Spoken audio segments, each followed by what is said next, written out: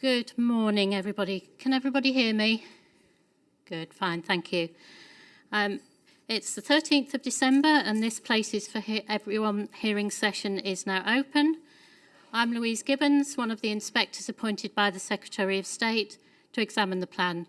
William Fieldhouse, Stephen Lee and I are examining the plan jointly. Just a reminder first, please, for everyone to switch off their mobile phones or various devices to silent. We have water in the room, and just a reminder not to bring food or hot drinks into the room when we have a break. I don't think there are any fire alarm tests planned for today. So if we do hear it, then we need to leave the building in the orderly fashion that we've referred to before. There's a fire exit to my right here, and then there's the one where you came in as well. If you have any queries about the hearings or the process, please ask Helen or Yvonne. Yvonne's one of our programme officers sat at the back there, and they have a room near the reception area. Now, I see a couple of new faces this morning, so just a reminder of the purpose of the examination. That's to help us decide if the plan is legally compliant and sound, and if not, how it could be modified to ensure that it is. This session will be a structured discussion based on the agenda, which hopefully everybody has seen or have got a copy of. They are available on the examination website. This morning, we are dealing with the Greener Places policies, JPG1 to G9. And for those that haven't been involved before, I will start with questions to the GMCA team. And when we've heard the responses to those, then I'll invite contributions from others. At that stage, just turn your nameplate on its end, and when I invite you to speak for the first time, just remind me who you are and, if appropriate, who you represent. Please keep your comments brief and focused, and there's no need to repeat statements or representations, so we don't need to hear those. We have read through all of those. I will then give the GMCA a chance to sum up their position at the end of each item on the agenda. We will probably have a comfort break for about 20 minutes around 11 o'clock. Before I turn to the agenda, and I do know that I think we've got some online participants today. I can see Mr. Stevens there. I would like all participants to introduce themselves. I'll start with the GMCA team, please. You will need to turn your microphone on again for those that haven't been here. Can you make sure the microphone is fairly close to you so that everybody listening online can hear us? And then turn it off, obviously, when you've finished talking. I'll start with the GMCA team then, please, for introductions. Good morning. My name's Christopher Katkowski, King's Counsel. I'm here for the GMCA.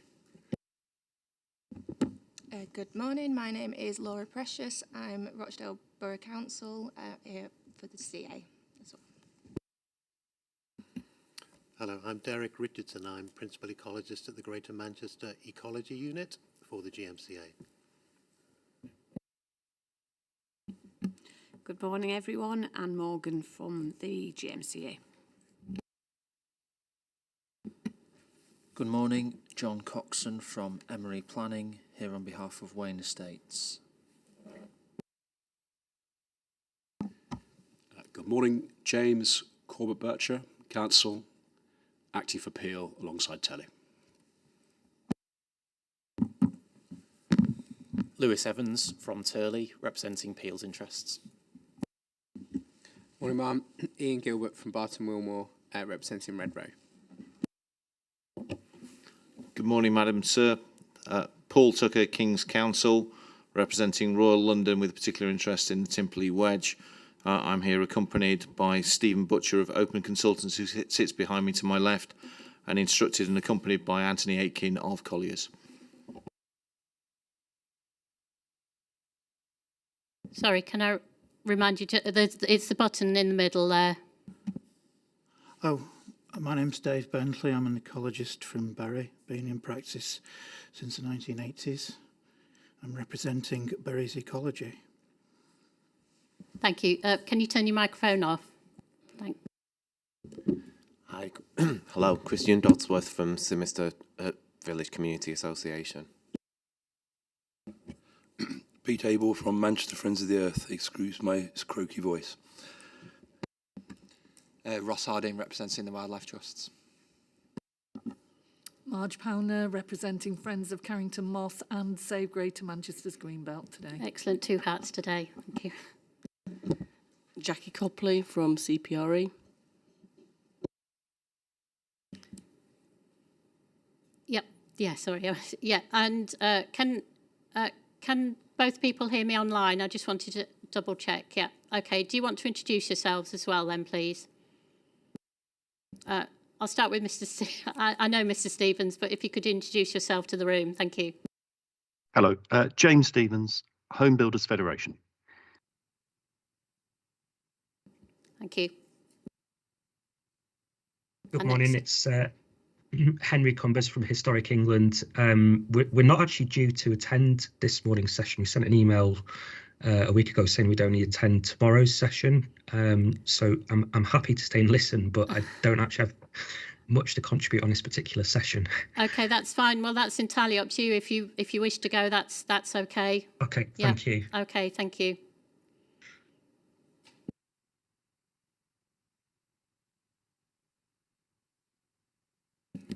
Okay, thank you. Before we start the main agenda, I did just want to raise the matter of the publication on the written ministerial statement on the changes to the planning system. So it's just a very brief statement. So for those that don't know, as you may be aware, on the 6th of December, a written ministerial statement announced the government's intention to make further changes to the planning system, including on matters such as community control and housing need, local plans, delivery of development and brownfield land. Details of these changes will actually be set out in the National Planning Policy Framework prospectus consultation, which is, as far as we understand, is due to be released before Christmas. At this point in examining the places for everyone, we will continue to apply national policy as it currently stands. I just wondered whether the GMCA wanted to make any comments on that. Other than to confirm the position, ma'am, no. I mean, I'd simply add that my understanding of the position as a matter of law is that you have no option other than to continue to examine the plan applying the extant policy framework and indeed the relevant statutory provisions. So unless and until national policy is changed and we can study the detail of those changes and most particularly understand the implications for a plan at a very advanced stage, that is to say, going through its examination hearings process, unless and until we have all of that detail, none of us can work on the basis of speculation. And legally, you're obliged to apply the extant test of soundness, which is as set out in the framework, in the current version of the framework. So, yes, I'm not at all surprised to hear you say what you've said. It's, if I might say, entirely correct. And it is the only way to proceed. And we invite you to do so. Okay, thank you. I don't intend to have any prolonged discussion. I did wonder whether you might wish to say something. If you could keep it brief, please, because obviously we need to get on with the agenda as it is. Thank you. CPRE. Yeah, thank you for raising it. I was going to ask if it could be added as an examination document, because whilst it is true this is going to go through for consultation, the bold type parts of the letter are with immediate effect. So housing numbers are to be an advisory starting point rather than mandatory, and I think that does influence the outcome of your consideration on housing numbers.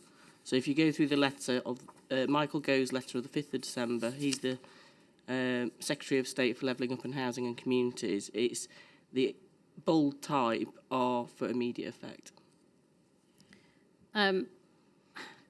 That's in the letter to MPs, not the written ministerial statement itself. Is that what you're referring to? And that's one dated the 5th of December. Yeah, that's right. Did the GMCA want to comment on? I mean, the point that you're making is just to get it on the website. Is that well, correct? I think it should be in front of the inspectors as an examination document, because there's a clear intention about giving communities more control, focusing brownfield in cities for new housing delivery, and it would be a shame for the Greater Manchester Places for Everyone document to miss out on a clear part of government policy, and the document's going to be out for consultation pre-Christmas, which is during the live hearing. So certainly the intention that the housing number is an advisory starting point and not mandatory is crucial for the progression of the Greater Manchester Plan. Yes, GMCA. Well, that statement that's been particularly emphasised is a reflection of the current position. The housing numbers produced by the standard methodology are not and have never been mandatory. They've always been numbers that are produced where plan-making authorities can decide, if they wish to do so, to argue for a higher or a lower number, making out exceptional circumstances, a good reason for departing from the standard methodology. As you know, this plan is based on not making that case, and there you are. So I do not accept for one moment that anything that the Secretary of State has written is a statement of current government policy which affects the test of soundness, which is the legal test, as explained in the MPPF, or elaborated in the MPPF, which you're obliged to consider and apply. If, as and when national policy is changed, we will all have to consider exactly what it says. And as I've said in terms, and I'll just repeat, critical to all of this will be whatever provisions are made for plans which are at a very advanced stage, Places for Everyone being an extremely good example of that, because we are quite a way through the hearing process and examination. Thank you. And just in terms of the practicalities of having the letter and the statement on the website? Well, I mean, it's available in all sorts of places. I've got no problem at all with it being on the website, obviously, but...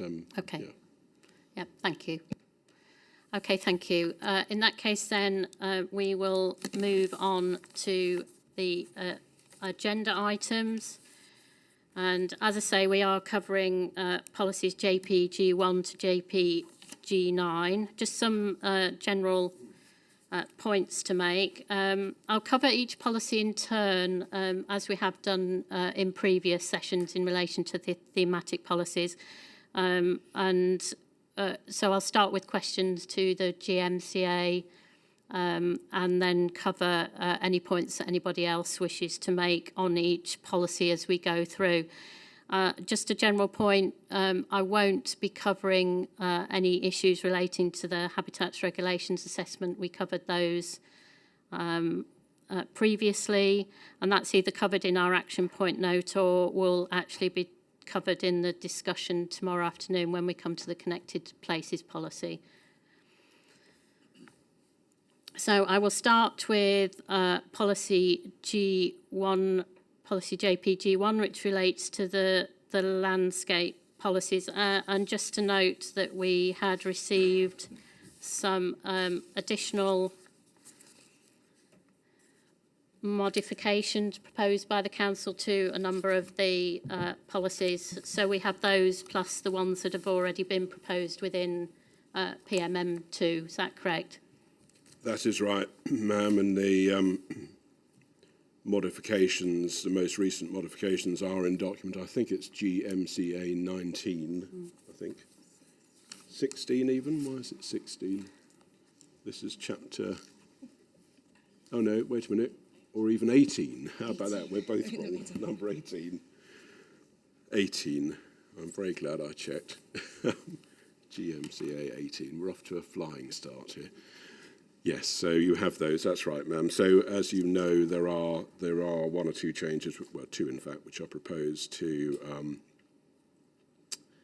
policy G1, if that's where you're starting. Yes, yeah. What I'll do is I'll come to those in a moment. I've just got a couple of general questions on the policy. So in relation to policy JPG9, I think the policy itself refers to JPG9, and in your response in matter 9.1, you say that the policy will work in conjunction with the JPG9. I just wanted to try and understand how that would work in practice, what the links are between the two policies as you see them. So G1 being a landscape policy and G9 being our biodiversity and geodiversity policy. I mean, we have to read, to be honest, to make sense of all of this and how they fit together. One has to read the two with the most recent set of changes that we propose. I mean, they're both meant, as I understand it, to be development management policies, and to some extent will guide future local plans as well, but they are both by and large development management policies. And I'm just seeking to catch up with your question, ma'am, because G1 simply tells us that one should take opportunities to improve the landscape, especially in conjunction with seeking a net enhancement of biodiversity, geodiversity as per policy 9. So there just seems to be that very straightforward link. I'm probably missing a, in my fuzzy head, probably missing a subtlety. I think what I'm trying to establish is that by also applying the net enhancement under biodiversity and geodiversity, that would result in some enhancements to landscape. Is that what the intention was between the two policies? Potentially so. I just looked to my left, but... Yes, I think, as Derek, you'd agree as well, that is the intention, that you can achieve enhancements to the landscapes via G1 through also the actions that you'd be seeking through G9 on enhancing. Okay, thank you. And the coming on to the proposed new main modification, you've suggested some changes to the policy in terms of referring specifically to landscape character areas. Can you just explain why you've done that? Well, to make it clearer, to be quite frank, so as you know, ma'am, paragraph 174 of the framework, there is reference not only to recognising the intrinsic character and beauty of the countryside and so on, but also at the beginning of, in item A of paragraph 174, reference to protecting and enhancing valued landscapes. And the policy title, as the original draft, was valuing important landscapes, which begged the question, well, quite what landscapes are they? Given that we have at figure 8.1 a landscape character types map or figure with each landscape character area differently coloured and marked on the figure. And on discussing this with the plan makers, the intention is, as per the modifications, that this policy is to apply to those various landscape character areas as defined on the figure. And so it just seemed to be clearer to refer to landscape character areas, which is actually what this policy is about. All the good things, if you like, in the policy are set out in the policy and are to be applied to those several landscape character areas which are shown on the figure, rather than the reader wondering, well, which of these landscapes are considered to be important? Are they all considered to be important? You know, do we need to have a debate each time round about whether, you know, this area is important, whereas that area isn't? So we've just sought to make it clearer. That's the intention. Okay, thank you, because I think there had been some commentary about the policy potentially having the effect of attributing value to all landscapes. So that's how that addresses that, that particular query. Indeed. Yes, as I understand it, the intention was and is for it to be a policy which applies to the character areas which are shown on the figure. And one might ask what the purpose of the figure was otherwise. Okay, and It's very pretty. yeah, yes, it's a colourful one, that one. And a subsequent change would need to be made to the policies map. I think that's what you're Yes. intending to do as well, is to update the landscape character types onto that map. Exactly so. Okay, thank you. And just in terms of the landscape character and sensitivity assessment, I just have a general question. One of the representations raised an issue around whether tranquility should be included within the policy, and I just wondered whether that related to the final bullet point in the list there that talks about views and perceptual qualities. Did the landscape character assessment look at tranquility at all as an issue? I'll just turn to my left. I mean, certainly perceptual qualities is a broad enough expression to cover tranquility, but as for the point of fact, I'll just turn to my left.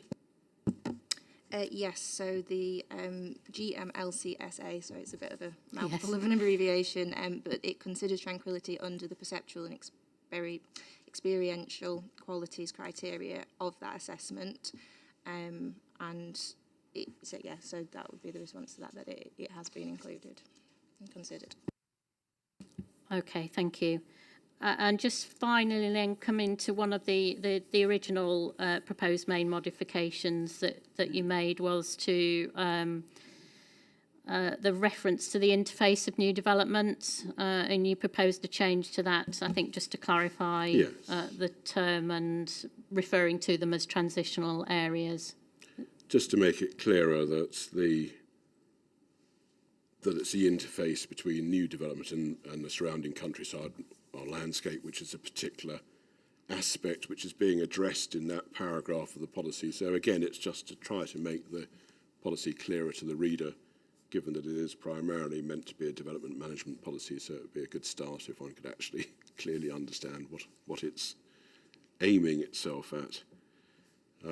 So that's the underlying intention of those changes. Okay, thank you. The policy obviously refers directly to the landscape character and sensitivity assessment. Is it intended that that's ever updated or not, or is that a document that stands as it is? I mean, certainly it's not unusual for these documents to be updated over time, but whether there's an intention to do so in the foreseeable future, I don't know off the top of my head. To my left, does anyone know? We don't know.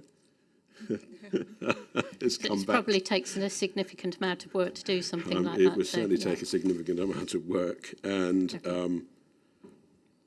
having prepared one as a foundation, not least for this Places for Everyone, it would be, I mean, it's perfectly good enough for us to, be getting on with it for now. Relying on it for now. Okay, and is that something that all the 9 authorities would use as well? Yeah. As I understand it, yes. Okay, thank you. I have no further questions about that. Did any of the participants want to say anything? I'll start on the right-hand side. Are you friends of Carrington Moss? Moss at the Thank minute. you. I just had a couple of very quick questions. The transitional areas, how large are they supposed to be for when a planning application comes in? What sort of area is supposed to be taken into consideration? And then just on the map, I'm assuming it will be updated as enhancements are made to areas, because obviously as new development comes in, they will be enhancing areas.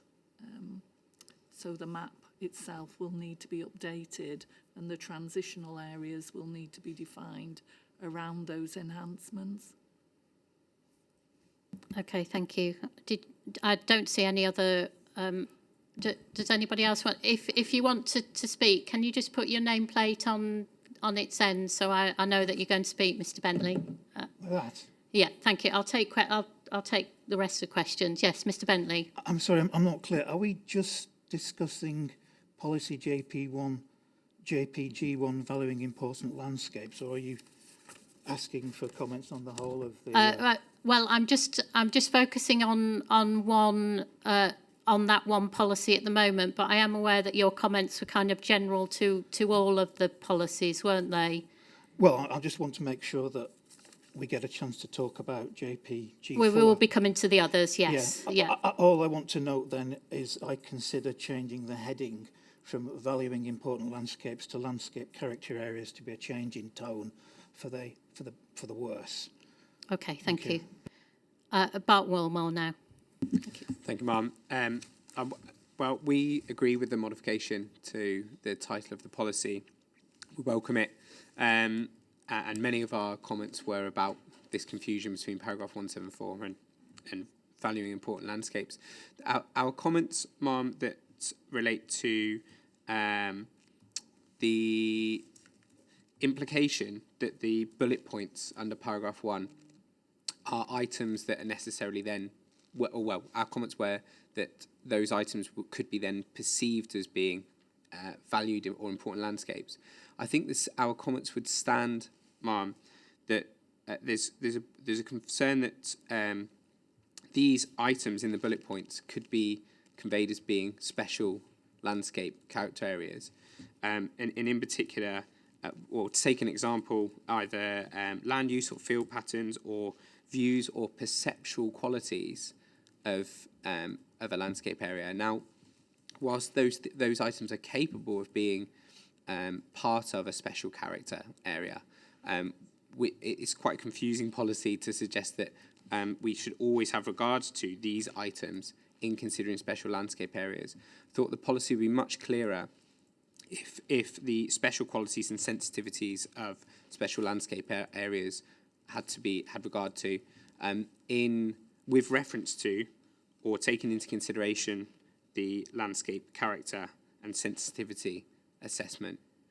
The same point, Ma'am, would go to the transitional areas. There's nothing to suggest that, without looking at the sensitivity assessment, there's nothing to suggest that a particular transitional area is of importance. It might actually be of really poor quality. So I think pointing the reader of the policy to the sensitivity assessment and having them have regard to it is sufficient for the policy, rather than trying to second guess what, in particular, those special characteristics of an area might be.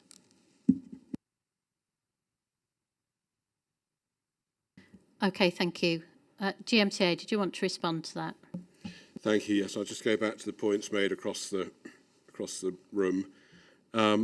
So, query how large are the transitional areas? Well, that's a case-by-case judgment call, because if you read the policy with the earlier modifications, which still stands, the second paragraph of the policy after the bullet points would begin: the interface of new development with the surrounding countryside / landscape is of particular importance. These transitional areas require well-considered and sensitive treatment. So the transition, this is why we made the change to clarify that the transitional areas, quote unquote, are at the interface of new development with if there is surrounding countryside and landscape, with that surrounding countryside and landscape. So in any given case, it's going to be, of greater or lesser extent, depending on what the site is, where it is, what surrounds it, how much it's surrounded by countryside and landscape, and how much it isn't. So there is no sort of definitive answer, nor could there be, and one certainly couldn't map transitional areas of that nature onto a figure, because unless and until new development comes forward, one doesn't know, the extent to which it has an interface with, and if it does, the extent of that interface with surrounding countryside and landscape. And as for updating the map as enhancements are made, well, the map, or the figure, and these landscape character areas will now be transposed onto the policies map. The map is simply showing the landscape character areas which are defined in the Greater Manchester Landscape Character and Sensitivity Assessment. So they are, if you like, static. They're static for the sake of the policy anyway, because they are landscape character areas which have been studied and defined in that way. And if they are enhanced, or if bits between development sites and the landscape character areas are enhanced. That's all very interesting, but it won't change the landscape character areas per se. And moving on to the points made on this side of the room, which were to the extent of saying that the bullet points, if you like, it seemed to cause confusion, if you like, to the gentleman from Barton Wilmore. I mean, I'd simply say that if one reads the policy fairly, if you like, and as a whole, we're told that one is to look at the special qualities and sensitivities of the key landscape characteristics of the location of the particular site, including having regard to, and then we have the bullet points. And there's a list of things that one is to have regard to. It seems to me to be entirely sensible. Indeed, one would have thought pretty blindingly obvious that these are things that one should have regard to. Obviously, if they're not present in any given case, then one's assessment would say, well, there isn't this factor present in this particular case. For example, archaeology and cultural heritage might not be present in every case where a development proposal is put forward, but as a list of things to have regard to, they seem entirely sensible to me. And I then also disagree with the points made about on this side of the room about the transitional areas. Once one reads those transitional areas in the way they're intended to be read, now that we have the first set of modifications that we've proposed, that's to say the transitional areas are simply the interface between new development and surrounding countryside and landscape. So I'm afraid this, I have to say, with the changes, this seems to be a very straightforward and sensible policy, and I really don't see the confusion that some people would wish to read into it. And I'm assuming by reference to the landscape character types, then you would go to look at those landscape character types, and that will pick up particular features that are important to that particular area. That's right, and indeed so. And you know, well, many of us would be used to seeing these landscape character assessments. So for each of these landscape character types, one will find a discussion of the particular features of the type within which one site sits, or within which one site neighbours, or whatever might be the case. So yes, it's the detail is in the assessment, and that assessment is specifically referred to in the last paragraph of the policy. Okay, thank you. I have no further questions. We will. Sorry. Yep. Friends of Carrington Moss.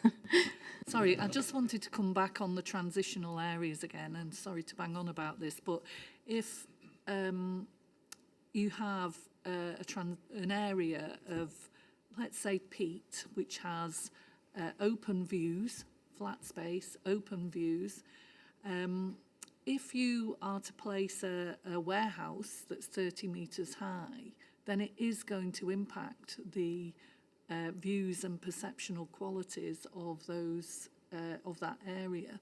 So I think it's important to have a bit more definition around what is a transitional area and how it might impact. And I do appreciate what Mr. Katkowski has said here, is that it's difficult to give examples, sufficient examples. But if you're somebody that's looking at a planning application, and you need to understand how big that transitional area needs to be, then where do they go for guidance for that? Okay, thank you. And I mean, obviously, with a lot of these policies, they lead us into to thinking about the allocations. So that's a point that might be worth bringing up when we come back to the allocations, because I'm assuming that's what you're referring to. Probably the new Carrington one, but I think generally, but there are others that are facing the same issue. Yeah, and it would be helpful for us when we come to talk about the allocations, that how the application of the policy might work in that instance. And I think that's probably the best place to do that. So, any points that you're raising that are like that, then we'll pick up. You know, I'm sure you'll pick them up again in the relevant allocations. Did you want to say anything in response again? Well, only that looking at the policy, one either says something about the interface as it's described in this policy, the land next to the site, or one doesn't. We think it's sensible to say something, and if one is to say something, it's difficult to, having originally referred to transitional areas, and then that then begged the question, what on earth does that mean? We then thought it was best to clarify that by saying the interface of new development with the surrounding countryside or landscape, which seemed to us to be more of a guide to the issue that we're seeking to address. Frankly, if in due course in your report, if you've got some better wording, then all offers gratefully received. But I mean, the concept is there, and I have to say I can't actually think of any better way of doing it than where we've got to in the modifications, the first set of modifications. Okay, thank you. Thank you. Mr. Bentley. Forgive me. The Bury Council's Unit Development Plan policies on wildlife might provide you with some useful guidance, because they referred to direct and indirect damage. It might be worth looking up. Thank you. Thank you.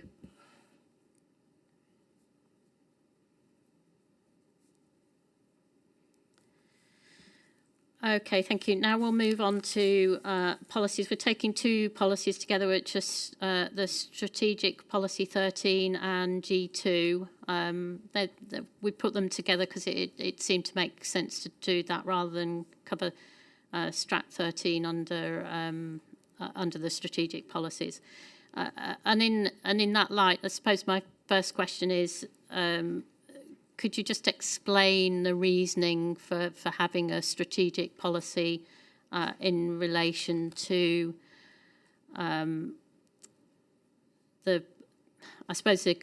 green infrastructure assets that are then listed, and why it's necessary, considering you have a more detailed policy? Well, it's my first mention this week of one of the S words, so signpost. Strat 13 is a signpost policy, and we've been round quite a few of these already, and I suspect we're going to encounter a few more of them as the days and weeks go by. But yes, Strat 13 is a policy which in the strategic chapter flags up these strategic green infrastructure areas and features. But the detail of the policy which applies is then found later on. So, and this begs that question which has been begged on a number of previous days as to whether, in order to make the plan sound, one should remove signposting. You have our view about that. We don't think that is, in order to make the plan sound, one should remove or needs to remove the signposting. Whether if you were writing the plan you would have bothered with any of this signposting is another matter. I mean, we have. Is it unsound to do so? I would say definitely not. But then different people have their different styles and approaches. But we'll await your report, because I suspect in due course you will have something to say about signposting, signalling, etc., etc. All the S words. All the S words. I haven't thought of any others at the moment, but you never know. So that's where we are with it, ma'am. So to be honest, I have, to be quite straightforward about this, I have nothing else to say on Strat 13 other than to put it under that heading of signposting. Okay, thank you. And in this case, you've made a number of suggested changes to JPG2 as well. And I think it just might be worth going through those, because they might answer some of my questions. So it might be worth explaining those. We'll come on to JPG8 shortly, because there are some implications for JPG2, aren't there, with that. But if you just focus on JPG2, that first set of changes you propose on page 1. Indeed so. So I should begin by saying that, again, my understanding of G2 is that it is meant to be a development management policy and to some extent to guide future local plans. So one needs to read it particularly with the development management aspect in mind. And so one asks oneself, well, how would one go about understanding this and applying it? So in relation to G2, as we know, in the policy as published, there's a list of opportunity areas which are seen as green infrastructure opportunity areas, having particular potential for delivering improvements to the network. And it seems to us, as our modification sheet GMCA 18 states, that it would be best were that list to be moved to reason justification and with some additional text added to that as set out on our modification sheet. And then in if one turns the page in the policy, after the lettered list, one originally had reference to development within and around the green infrastructure network should be consistent with delivering major green infrastructure improvements, etc. And then we had a paragraph, or forgive me, a sentence about green infrastructure opportunity areas overlapping or being in close proximity to allocations. And to be quite frank, when we went through all of this, we just thought, well, this is quite a confusing read, and it just seemed to us that it would be best to simplify it and clarify it, because what the policy is actually addressing is, first of all, the green infrastructure network. The green infrastructure network is shown on the figure 8.2. So we have a green infrastructure network, and the policy is that we want to have a situation where development within and around that network is consistent with delivering major green infrastructure improvements within or to the network, and indeed should contribute to those improvements. So that's what we want to achieve in the policy. And so we wanted to bring a sharper focus to the policy, and we found the reference to green infrastructure opportunity areas, which aren't then mapped. So we have the difficulty, as this is meant to be a development management policy, of referring to green infrastructure opportunity areas, forgive me, which are shown on a figure, but which, when I say aren't mapped in definitional terms. So one asks oneself, when one gets to figure 8.3, well, where exactly are the boundaries of these green infrastructure opportunity areas? And you'd look at figure 8.3 and you'd scratch your head, to be honest, if you were using the policy as a development management policy. So we thought best to move all of that to, as you know, to supporting text because of that lack of definitional clarity. And then at the very end of the paragraph of the policy, we are deleting, well, we wish to delete the words in accordance with the above priorities, because the policy itself is, as adjusted or as modified, would set out a perfectly clear, as far as we're concerned, a perfectly clear mandate for development management decisions. So it's a very long-winded way of saying we're trying to make the policy A, less long-winded, B, clearer, C, easier to use for our development management colleagues, and D, if you like, removing the confusion of referring within the policy to opportunity areas and a figure upon which, to be quite frank, when one turns to it, one is left a little bit mystified if one's meant to use this as development management policy as to exactly where the boundaries are. And I understand that some of these opportunity areas are mapped, if you like, and some aren't. So that's what we've sought to do. Simplify, clarify, make it easier to use. Okay.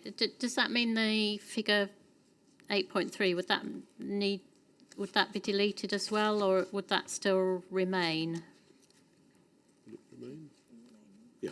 It would still remain because it's referred to in the... Yes, it would remain because it would be referred to in... The reason justification. In the reason justification, that's right. But as reason justification, as you know, it wouldn't have that status of policy, and so one wouldn't have to worry oneself so anxiously, if you like, when it comes to making a planning decision on a planning application. Well, Are we in a green infrastructure opportunity area or we're not? In some cases, it'd be quite easy to work out whether we are or we're not, and in other cases, it would be more a matter of judgment and or argument. So we've just sought to clarify it. Okay, thank you. I mean, we will come back to this at the end of this week, but with where a number of changes have been made, I think it would be helpful to see those in a kind of updated main modification schedule, just to see how it actually looks in practice, because it's a bit difficult to get a sense of it, I think, with the wording as it is. So we'll be discussing that at the end of the week. I know, and I didn't know we were discussing it at the end of the week, but we I'd will anticipated that at some Yeah. point you would tell us what to do with all of this stuff in the nicest possible way. Yeah. That's to say, set it all out so that we can understand it. I mean, we had this discussion amongst ourselves, and I must admit, I sort of said, well, at the moment, just stick with lists of changes like this, because if we put onto the website another set of main modifications in a composite form, I rather anticipated you might think we're being a bit presumptuous. Yeah. I mean, it is helpful to see what you're proposing in this format, but obviously at some stage we will need to see it in an amalgamated format. We don't want the main modification schedule updated so often that we can't keep track. So we'll be discussing that. But I think for ones like this in particular, where there's been a number of suggested changes, then that would be helpful. Indeed. No, it would be much better to be able to read the policy at a glance with all these various changes. So there you are. Ma'am. Okay, thank you. I mean, I've not got any specific comments about the main modifications other than what we've been discussing. I just wanted to check on the relationship with the Nature Recovery Network for Greater Manchester and how that's intended to work through this policy and what its relationship is with the policy. I should look to my left, I think, for the Nature Recovery Network, as I have someone who knows something about this. There's a timing issue here. That the local nature recovery network is local nature recovery strategy is still in preparation for Greater Manchester. We were one of the pilot areas, 5 pilot areas in England that looked at producing pilot LNRS. So there is a pilot LNRS which picks up lots of the themes actually of this policy, and there is some wording in the preamble to the policy that talks about the development of the LNRS. But the LNRS does cover a lot of the main themes, but it's a lot more detailed. It gives a lot more detail about the opportunity areas and interventions in opportunity areas for how to build an LNRS. But it's not yet developed enough at this stage to be included in a plan. We're probably a year away from that. Okay, and the LNRS, is that, I assume that means local, is that right? And is that focused on a specific area within Greater Manchester, or? No, sorry, local is a bit of a misnomer. It is it's at a Greater Manchester scale. So DEFRA have decided that Nature Recovery Network should be quite large scale. So they're basically county scale, and for Greater Manchester, it's a Greater Manchester scale. And the interface with the policy, ma'am, to use a controversial word from a few moments ago, is that we're told in the policy, I'm just checking we haven't changed this before I shoot from the hip, we're told in the policy that the protection, management and enhancement of green infrastructure will contribute to the development of a nature recovery network for Greater Manchester. So it's prospective, if you like. It's doing good things will assist the development of a nature recovery network. If, as and when that nature recovery network is then specifically defined as a result of all of this work, which is in hand in about a year's time, then these green infrastructure improvements will contribute to that nature recovery network. I think it should all catch up with itself, to be honest. Okay, thank you. And just finally, in the original proposed main modifications, you proposed some modifications relating to the green belt for this policy. Sorry, that's right. Can you just bear with me for one moment? It was on page 27 of Yes. PMM 2.1. PMM2, yes. Yes, I'm using a composite plan, ma'am, so I'm just homing in on that now.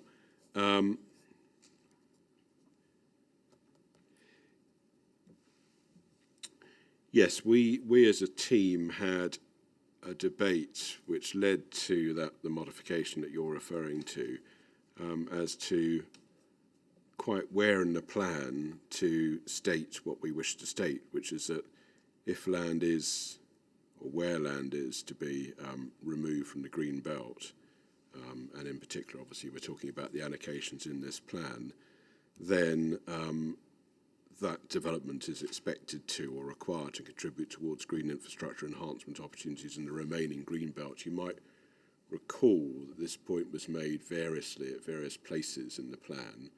And in some of the allocations it's said, and in some of the allocations it isn't said. So we just had a debate as a team saying, well, we need to say this somewhere, and we need to say it in the most appropriate place, rather than randomly, which, to be frank, appeared to be where we were with this before. And so, it was our judgment call, if you like, that the Green Infrastructure Network policy was a suitable home to make this statement. But if there's a more suitable home for it, or a better place for it, or somewhere where it makes more sense, we're not sort of being dogmatic about this, or wanting to be dogmatic. It's just that somewhere this statement needs to be made, and we thought best to make it relatively early, if you like. One could repeat it, if you like, for each greenbelt allocation, but it just seemed to be a good idea to have it here. Okay, thank you. And do some of the allocations refer to this? And if so, does that then have some subsequent My recollection consequential is that, changes? Sorry, ma'am. My recollection is that some of the allocations specifically picked up this point, whereas some didn't. And that sort of is where the proverbial rot set in, thinking, well, was there some conscious reason why in some cases it does and in some cases it doesn't? And you'll recall from earlier on, I've made the point that the allocations are the work of several different hands, if you like, or one allocation is the work of one set of hands, another allocation is the work of another set of hands, typing away on their keyboard. And in some instances, you find these sort of wrinkles, if you like. So to try to de-wrinkle the plan in relation to this point, we thought, well, make this statement. Where's it best to make it? Well, it seemed to be an appropriate place to make it in the Green Infrastructure Network policy. As I say, we're not being dogmatic about this. If there's a better home for it, then fine. But yes, sorry, the answer to your question, heavens, I would make a terrible witness, wouldn't I? The answer to your question is that, yes, potentially there would be consequential changes necessary, because if in due course we're advised that sensible to say it here, then it would seem sensible not to randomly say it in some cases, in some of the allocations, and not in some of the other allocations. It would be best to collect it all together. Okay, thank you. So that's something we need to be aware of when we come to the allocation side of things. Indeed. Okay, thank you. I have no further questions on this policy and Strat 13. Anybody wish to make comments? I'll start on this side of the room. Barton Wilmore, please. Thank you, ma'am. I note the council's changes to make this a less confusing read, and my concern is that the changes might make it a more confusing read, ma'am. And we've had some conversations in previous sessions about how some of these policies have a three-headed approach. Some parts of the policy say what the Places for Everyone or the GMCA want to achieve. Some parts of the policy say what the local plan is supposed to do, or the local plans are supposed to do, and some parts are DM policies. Now, my reading of this policy at the outset, before modification, was that this policy really intended to steer the GMCA at the front part of the policy and future local plans in setting out a strategic approach that should be taken into developing network NRNs and identifying opportunity areas. to me, the modification to bring the development management reference to the front of the policy and make this all a development management problem and therefore development's problem is confusing, because I don't think it's clear where the role of the developer or the DM department starts and finishes. I don't think, for instance, it's right that a development proposal is, or the applicant proposing a development proposal is where the strategic approach for the protection, management, enhancement of our green infrastructure, etc. That's not where that responsibility should fall. And then it brings, by rejigging the policy, if we take you to the second to last paragraph, Ma'am, where we talk about development within the green infrastructure network being asked to contribute towards improvements. If by bringing that forward, it's unclear what developers are supposed to be contributing towards and where their remit stops. Do they, for instance, could they legitimately from this policy be asked to provide financial contributions to the development of the nature recovery network? Could they be asked to contribute towards the strategic approach to be taken? So it's very unclear where the boundary of responsibility ends. And then the extent to which that has been tested and how it affects the viability of sites. Ma'am, so yeah, flipping the policy back on its head makes more sense to us. Okay, thank you. Mr. Bentley. Thank you. Notwithstanding, the green infrastructure network is a distinct watering down and perversion of past policies, biodiversity opportunity areas and River Valley policy areas, especially with regards to Elton Reservoir and the Northern Gateway. I've looked at the section where it's been struck out, where green infrastructure opportunities overlap, or the bit that's been disappeared is further opportunities for delivering strategic green infrastructure enhancement and additional opportunities will be identified in the appropriate sources over time. That's gone, and what it's been replaced with is the words improvements within and around the green infrastructure network have been included. Well, at Elton Reservoir, they have not. There's nothing included, nothing suggested whatsoever. Okay, yeah, I did say, I think to friends of Carrington Moss that if we're talking, if you want to refer to site allocations and how the policy applies, we might be best dealing with that in the site allocations session. So when you come to the, I think you're probably going to come to the Elton Reservoir session, it's worth reiterating those points here. Your concern is about how the policy is applied. My concern is the wording here. If they say it's included, that means that's it. That's it. They're taking out the opportunities to actually do something that they should be doing, should be promising. So they're curtailing it. They're offering, not allowed to say it, nothing. And they're taking out the opportunities to actually add something later, which I think is wrong. And I am definitely objecting to the fact that they say these things have been included. When I've given you the example, they haven't. Zilch, nothing, zero.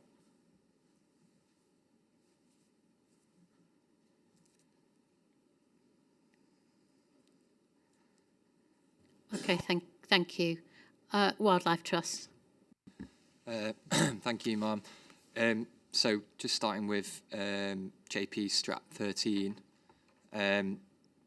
while we kind of generally welcome the policy of that nature and appreciate it as a signposting policy, so I guess this point does kind of apply to the next lot of questions around those policies as well, but we're slightly concerned that that list isn't exhaustive, and that some important habitats that we would expect to see are not included, such as species-rich grasslands, highly degraded but restorable peatlands, or sort of open mosaic brownfield habitats, as just a couple of examples. and the point being really is that we wouldn't want to see a focus on the protection and enhancement of the habitats listed and those mentioned in the policies at the detriment of other protected or priority habitats, arising as a result of the wording of that policy. And obviously, I won't make the point again at the next one, but it applies to those policies as well.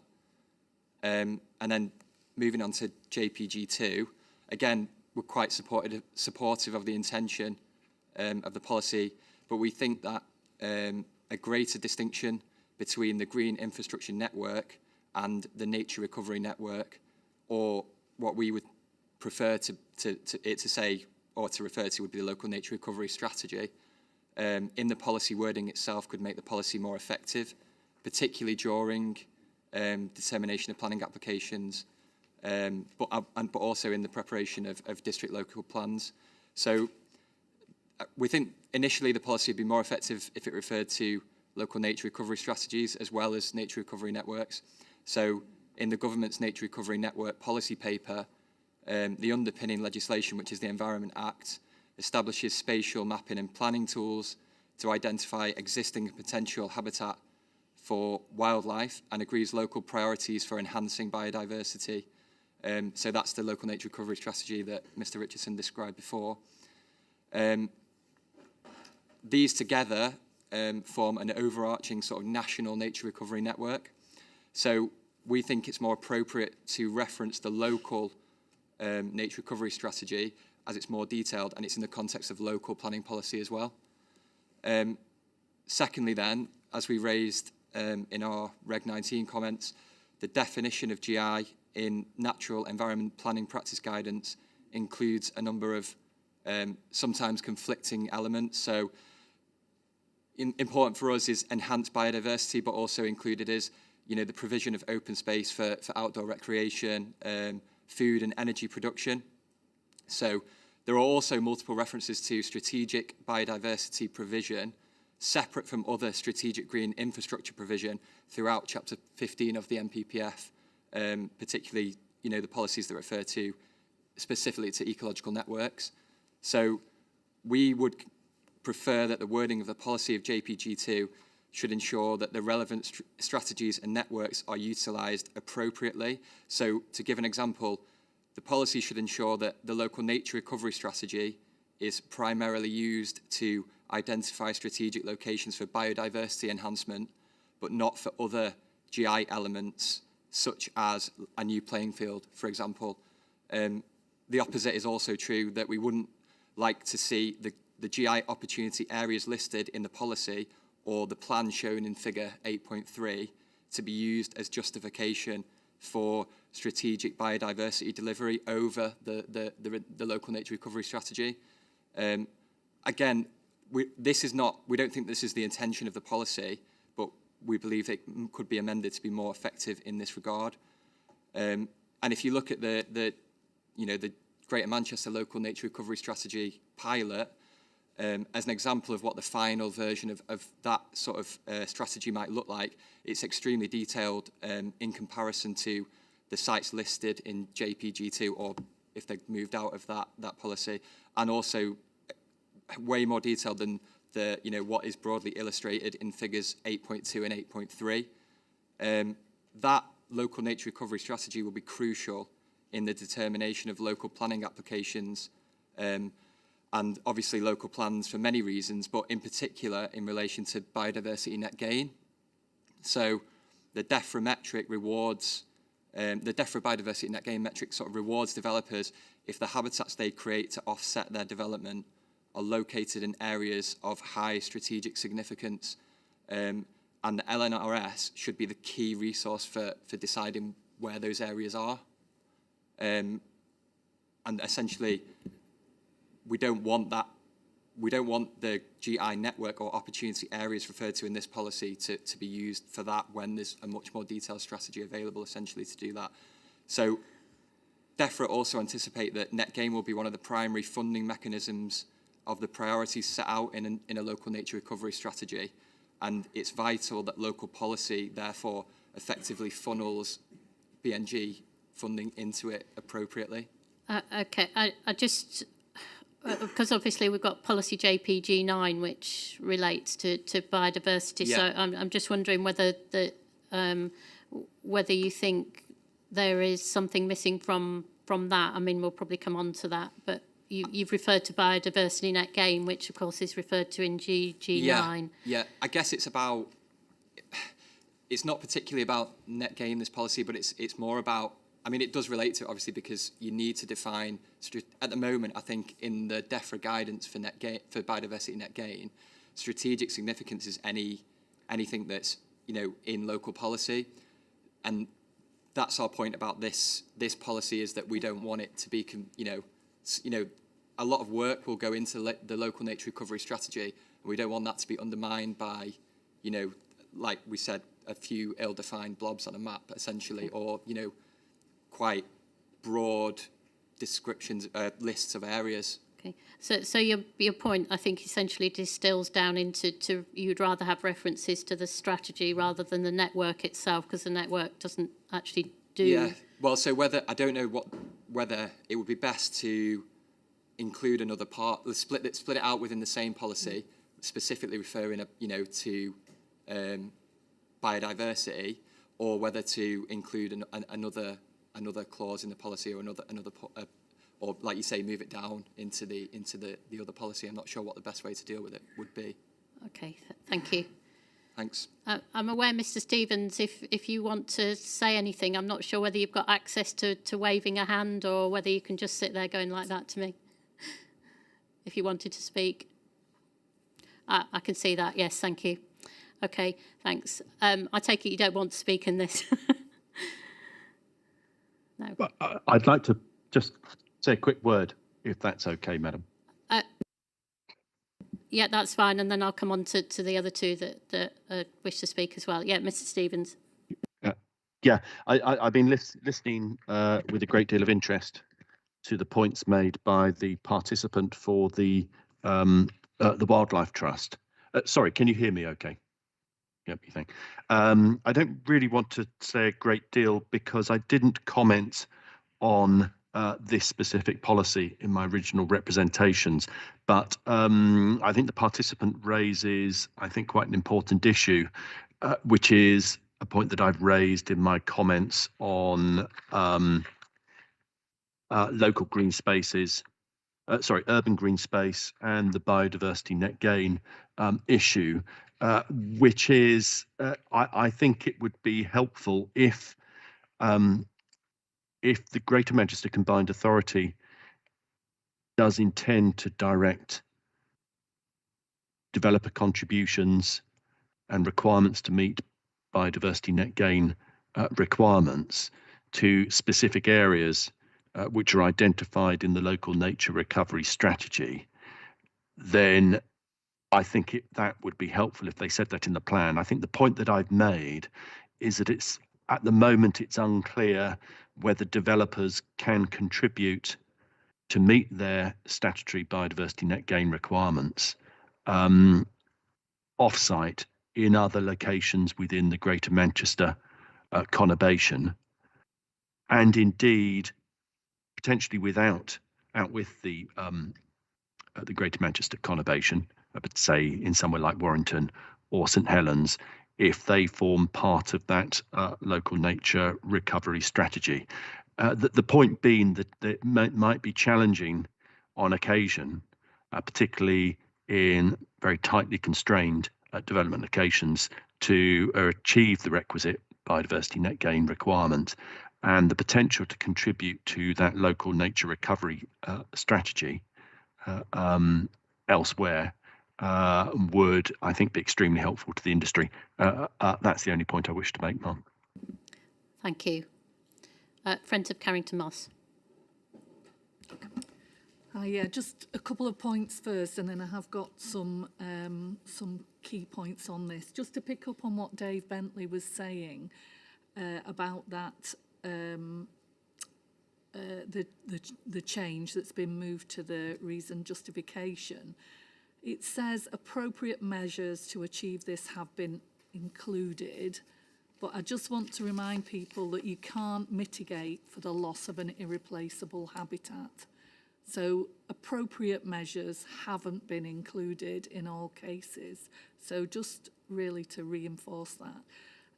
Also to pick up what Barton Wilmore said about the change around development on Greenbelt. Has that been taken into consideration in the viability assessments? I don't know whether it has or not. Then just picking up what Ross said, on the list of habitats, the point I was going to add on that was agricultural land, best and most versatile agricultural land is not on that list either. And the Natural England guidance in the natural environment topic paper actually specifically mentions this at paragraph 3.54. So I think that should be included. Just picking up first of all then on JP Strat 13, the signalling policy. I think what could be included quite helpfully here is reference to the Natural England guidance, specifically stating that it will be followed and is expected to be followed in the development management policies and in the development of local plans. That the government's 25-year environment plan and indeed GM's environment plan and the policies within those will be followed. And of course, the England Peat Action Plan that isn't mentioned anywhere in the document, and the Environment Act now too. So I think that signalling policy could cover all of those things and say that they will be expected to be adhered to throughout the plan in the making of local plans and development, reviewing planning applications. In that JP Strat 13, paragraph 4.79, so not in the policy itself but in the reason justification, talks about there being a small number of green infrastructure assets that are of particular significance. And then it does the list. And I'm just wondering how those sites of particular significance have been chosen, since there's no natural capital or ecosystem services assessment that's been done as part of this plan. And given that NPPF paragraph 175 states that plans should allocate land with the least environmental or amenity value, I think that's an important criteria that should have been considered.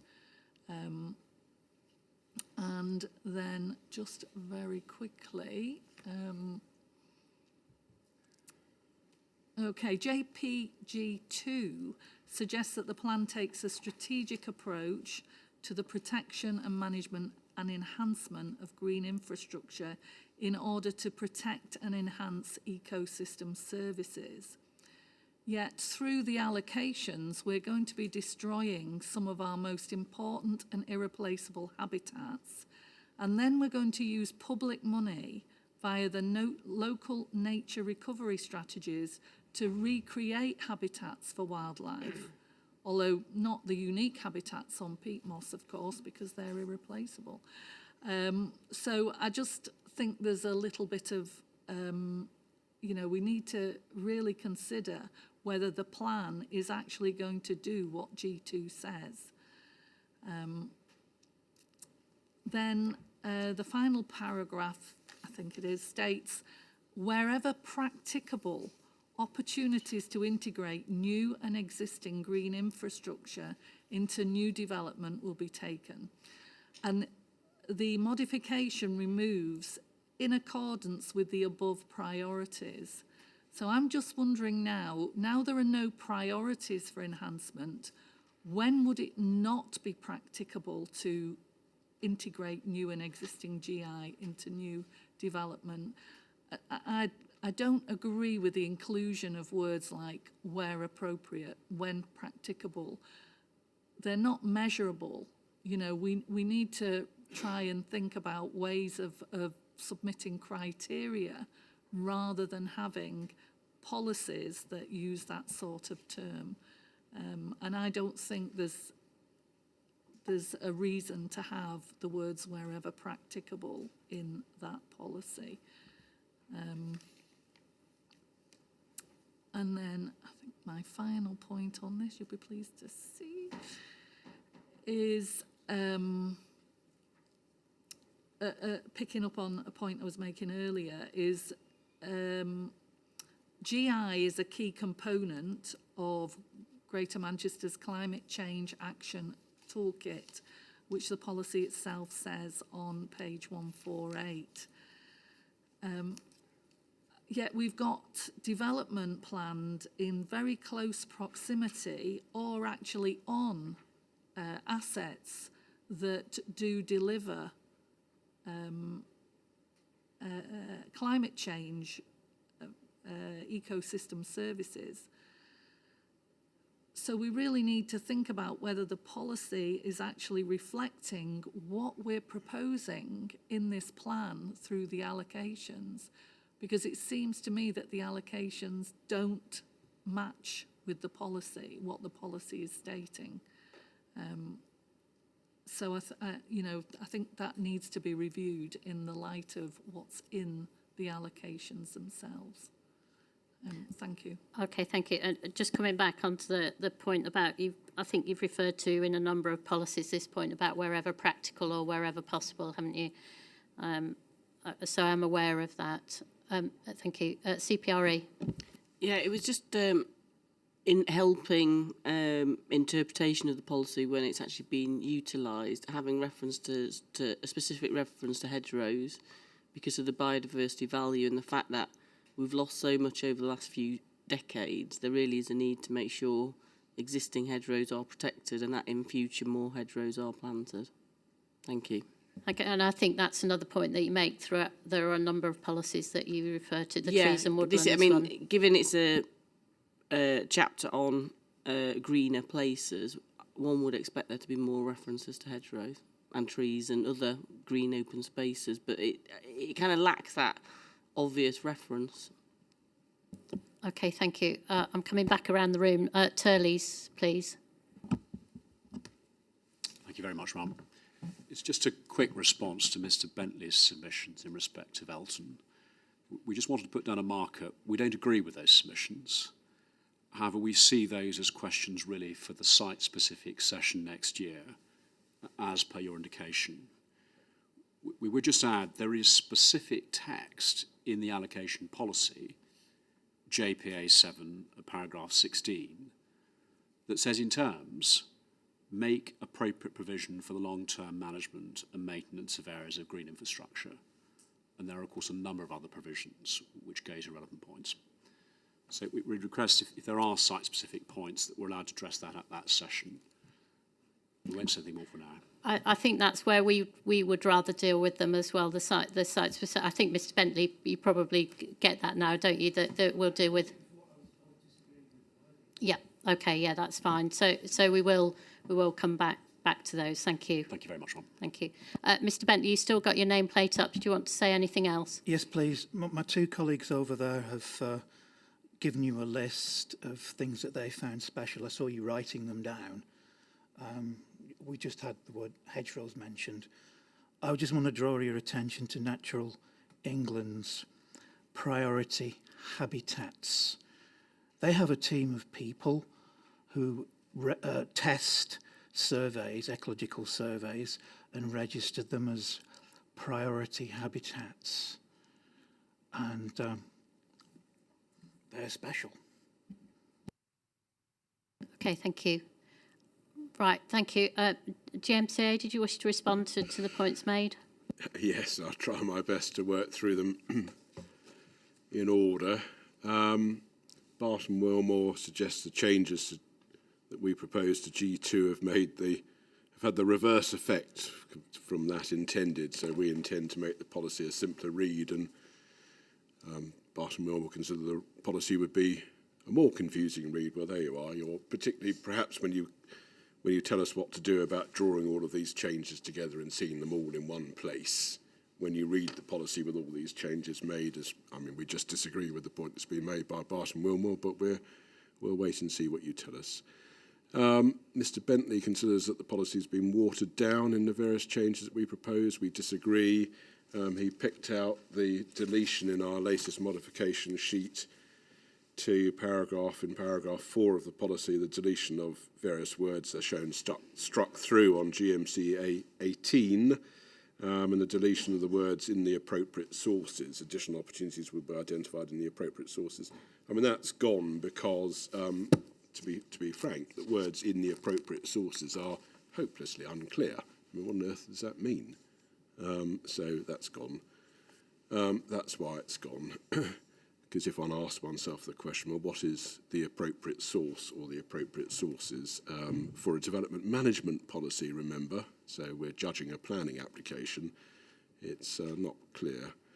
Wildlife Trust, the items, the key features picked out in Strat 13 are not comprehensive, and they wouldn't want to see focus on those particular features being, if you like, to the detriment of other green infrastructure assets. Well, the signposting policy, Strat 13, is simply signposting that there are a series of policies that come later that apply to each of those 4 key features as they're described there. And it wouldn't work if one started to sort of refer to other features which then don't have their own particular policies. So the signposting policy is simply referring forwards to the 4 tranches of policy which come later on. So, I understand the point that's made, obviously, but it wouldn't fit with the way in which this particular policy works, Strat 13. And when one gets the detail of the policies in the chapter 8, the greener places chapter, I don't think it would be fair to say that one can see some form of trade-off, if you like, so that because an area has got a particular policy, that means that other green infrastructure assets aren't treated seriously, if you like, in the other policies. Moving on to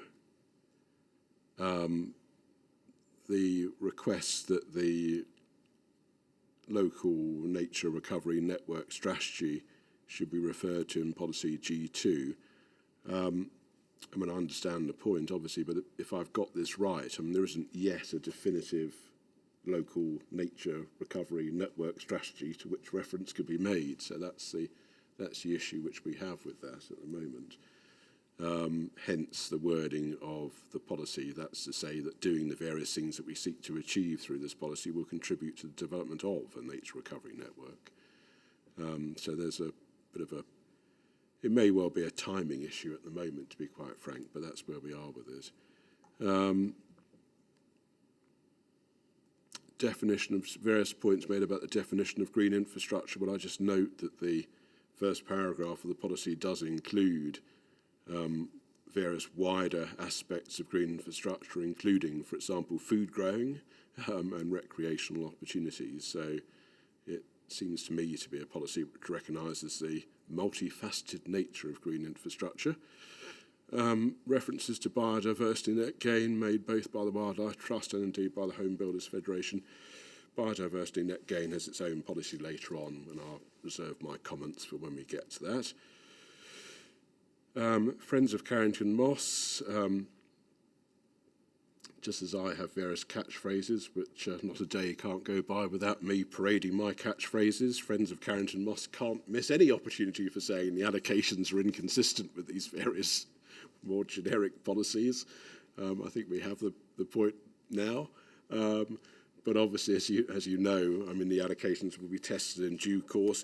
Should the allocations survive that process of examination, then the question would arise, well, does that then mean that we shouldn't have a policy about green infrastructure because the view is formed that some of the allocations are contrary to the intentions of the green infrastructure network? And the obvious answer, in my book anyway, is that if the allocations are found in due course to be sound, or rather not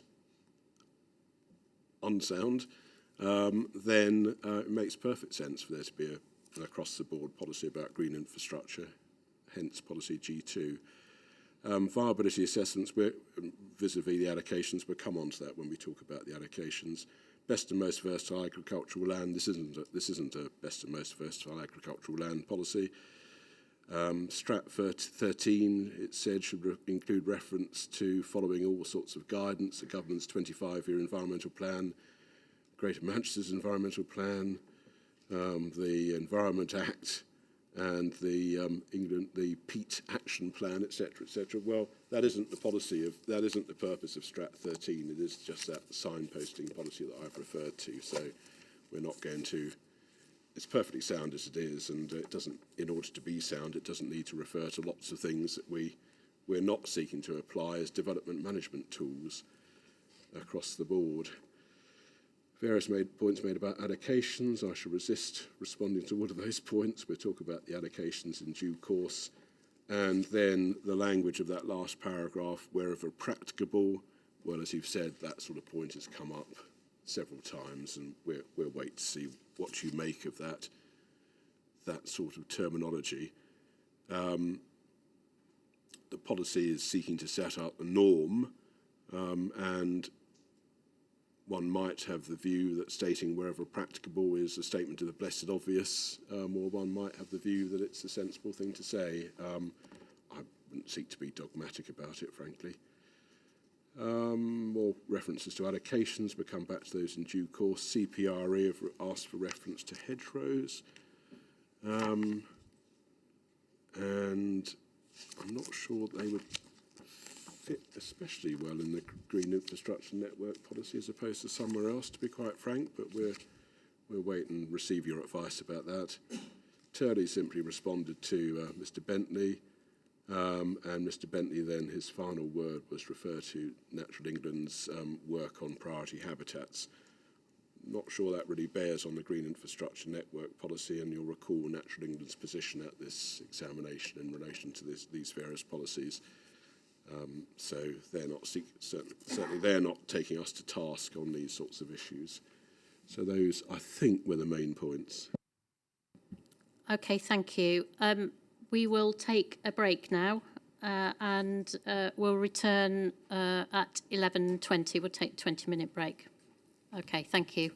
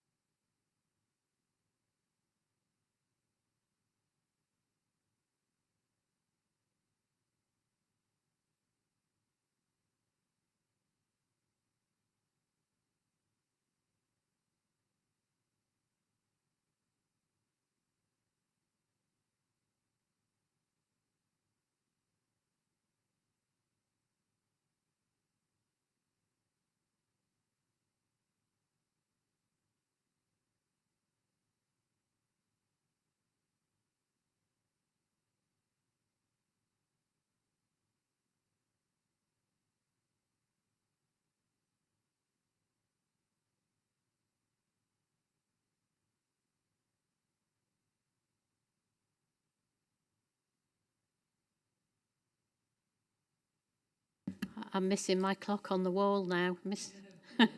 Mr. Stevens is a clock. Thank you. But now I can't see Mr. Stevens.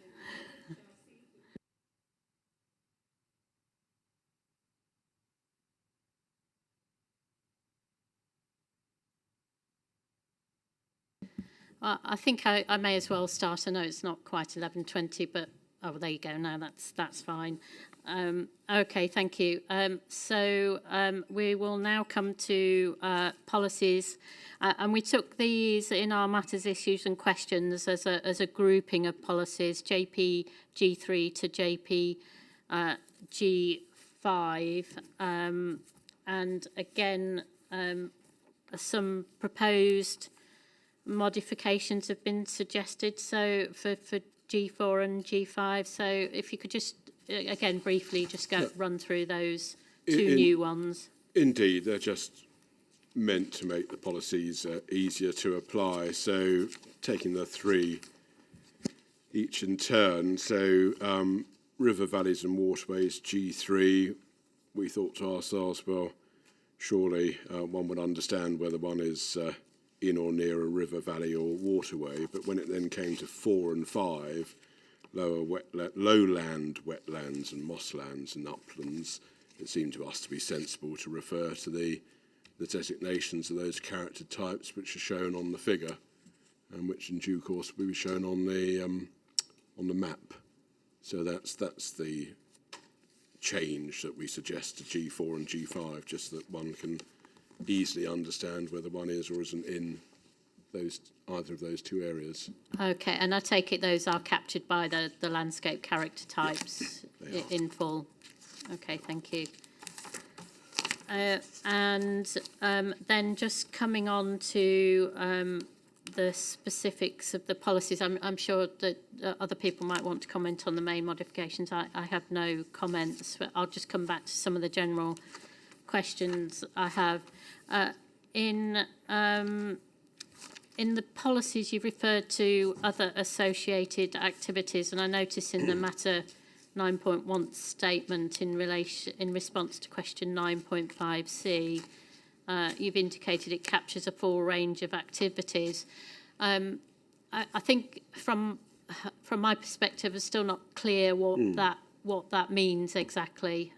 So it might just be helpful if you could talk through what those are meant to be.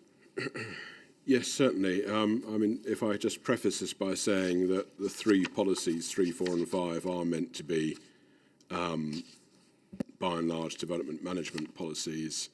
They have some role in setting the scene for future plans, and but primarily development management. As for and carrying out other associated activities, I mean, yes, obviously, by definition, that's going beyond making planning decisions, and it wouldn't be an easy fit for, the terminology wouldn't be an easy fit for making local plans either. So I'll just see whether there's anything in particular that anyone wants to say to my left, but this looks to me to be a little bit of signalling, if you like, sort of beyond planning.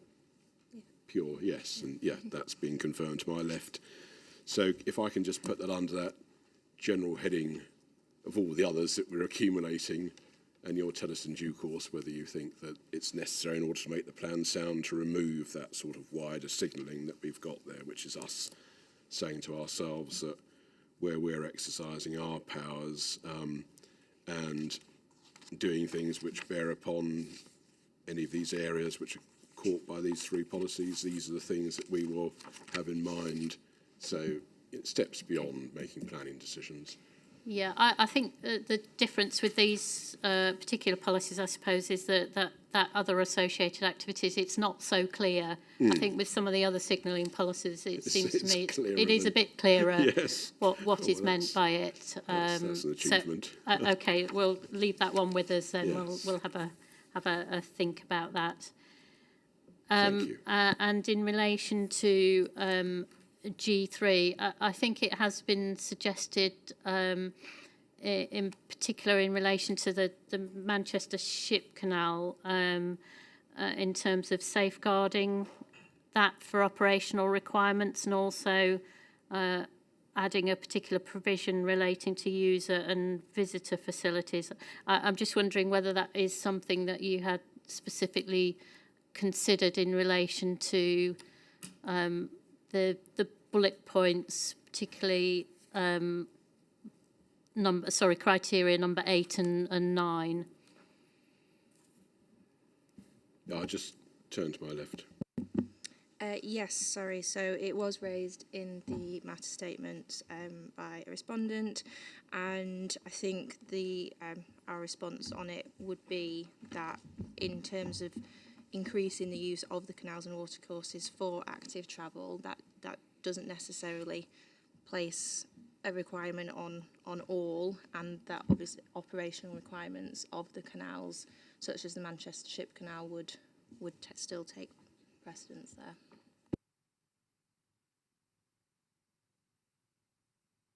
Okay, so the list are, I suppose that you prefaced that at the beginning of the list by seeking to deliver priorities rather than it stopping something from happening, so to speak. Exactly, yes, that's right. And obviously in any given case, it's going to vary as to which, if any, of these priorities are relevant anyway. So.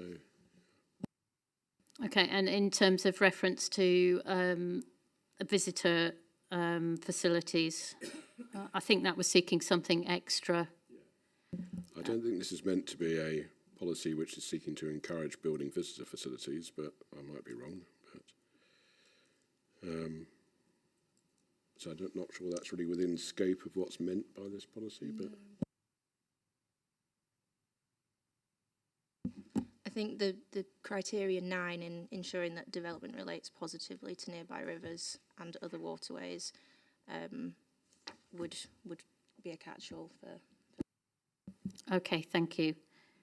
I have no particular questions on the other policies either, so I will take questions. And I noticed Turley's Toblerone went up fairly quickly, so would you like to go ahead? Thank you. Mum, you referred to our hearing statement 910, page 3, paragraphs 13 to 18, so I won't repeat those. I'll just say very briefly, there's the Manchester Shipping Canal issue and there's the Bridgewater Canal issue, both of which we have interest in.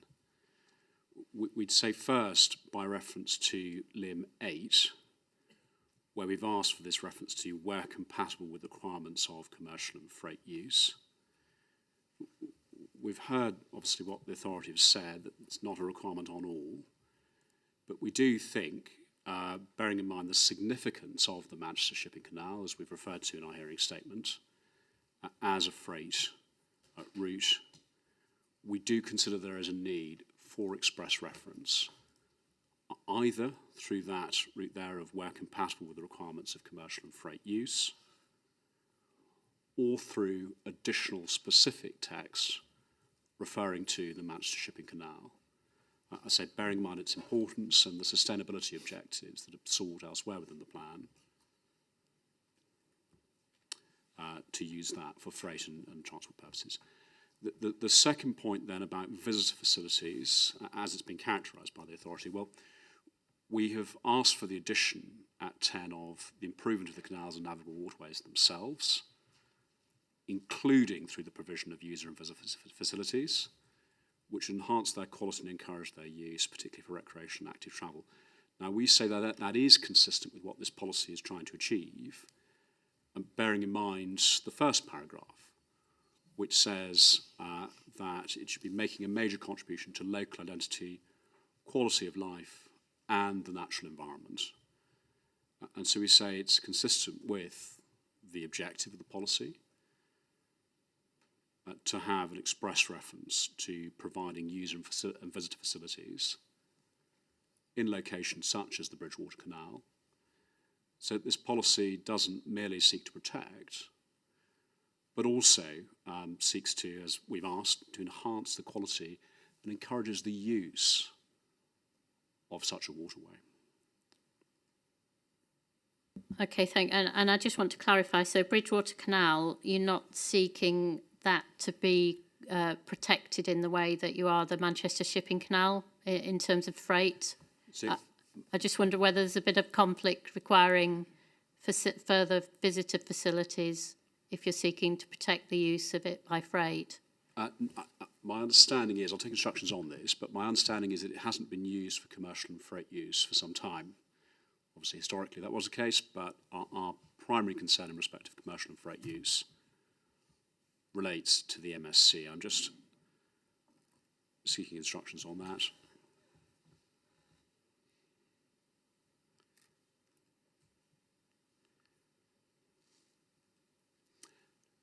You can come back to it. We'll come back to me. that, Yeah, but I okay. say either through the express text at 8 or perhaps through additional, correct, so our concern about commercial and freight use relates to the MSC, so either through express wording changes to paragraph 8 or additionally through adjacent supporting text to confirm the importance of the MSC. Okay, thank you. Mr. Bentley.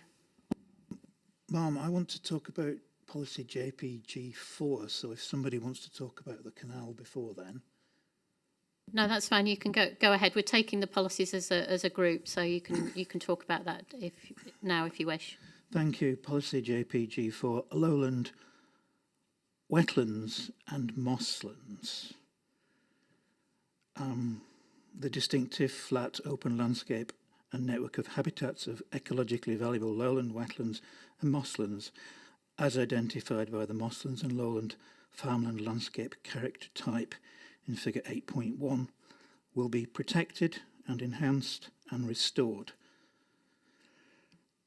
King's Counsel, I made some notes on what he said. He was talking about protecting the intrinsic beauty and character of our countryside. And I've also written, one might ask what the purpose of the figure 8.1 is. I mean, can I ask you to look at figure 8.1, please?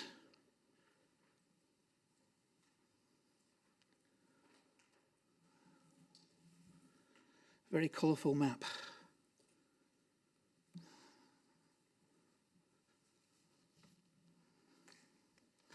Oh, great.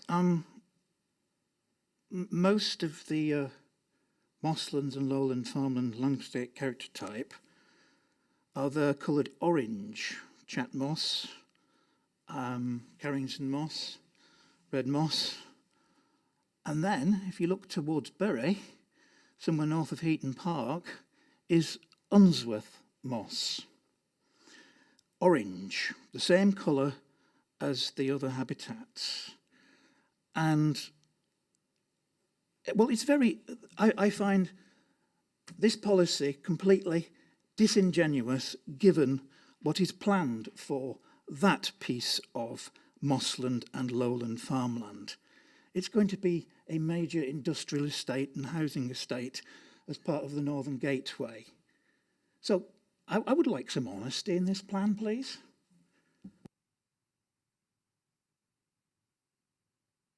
Thank you. Just to reiterate, you said Unsworth moss, was that correct? Unsworth moss. Okay, thank you. It was Derek in about 2013 allocated it as a biodiversity opportunity area in some tranche of money he got before the GMCA came along and quashed that. Okay, thank you. Wildlife Trust. Thank you, Ma'am. We're generally supportive of all these policies. We've made some quite detailed comments on them, which are in our Reg 19 comments, so I'm not going to repeat them. Just to reiterate our previous point about, the ramifications of the exclusion of some habitat types and whether there might be a potential knock-on effect of that. Again, just going back to the point about local nature recovery strategies, that we have a slight concern that maybe some of these policies might undermine some of the measures that are proposed in that when they come in as well. Probably there's going to be significant overlap, so it's more of a minor issue, but again, it's just worth noting. And then also a point that we would kind of welcome maybe an additional clause for where there is in all of the policies a point about sort of enhancing public access, just to make sure that the harm avoidance mitigation hierarchy is followed in line with JPG9, where public access is enhanced as a result of these policies. Thank you. Okay, so what you're saying there is you wouldn't want to see public access enhancements have a negative effect on the protected site. Yeah, exactly. Species. Yeah. Friends of Carrington Moss. Thank you.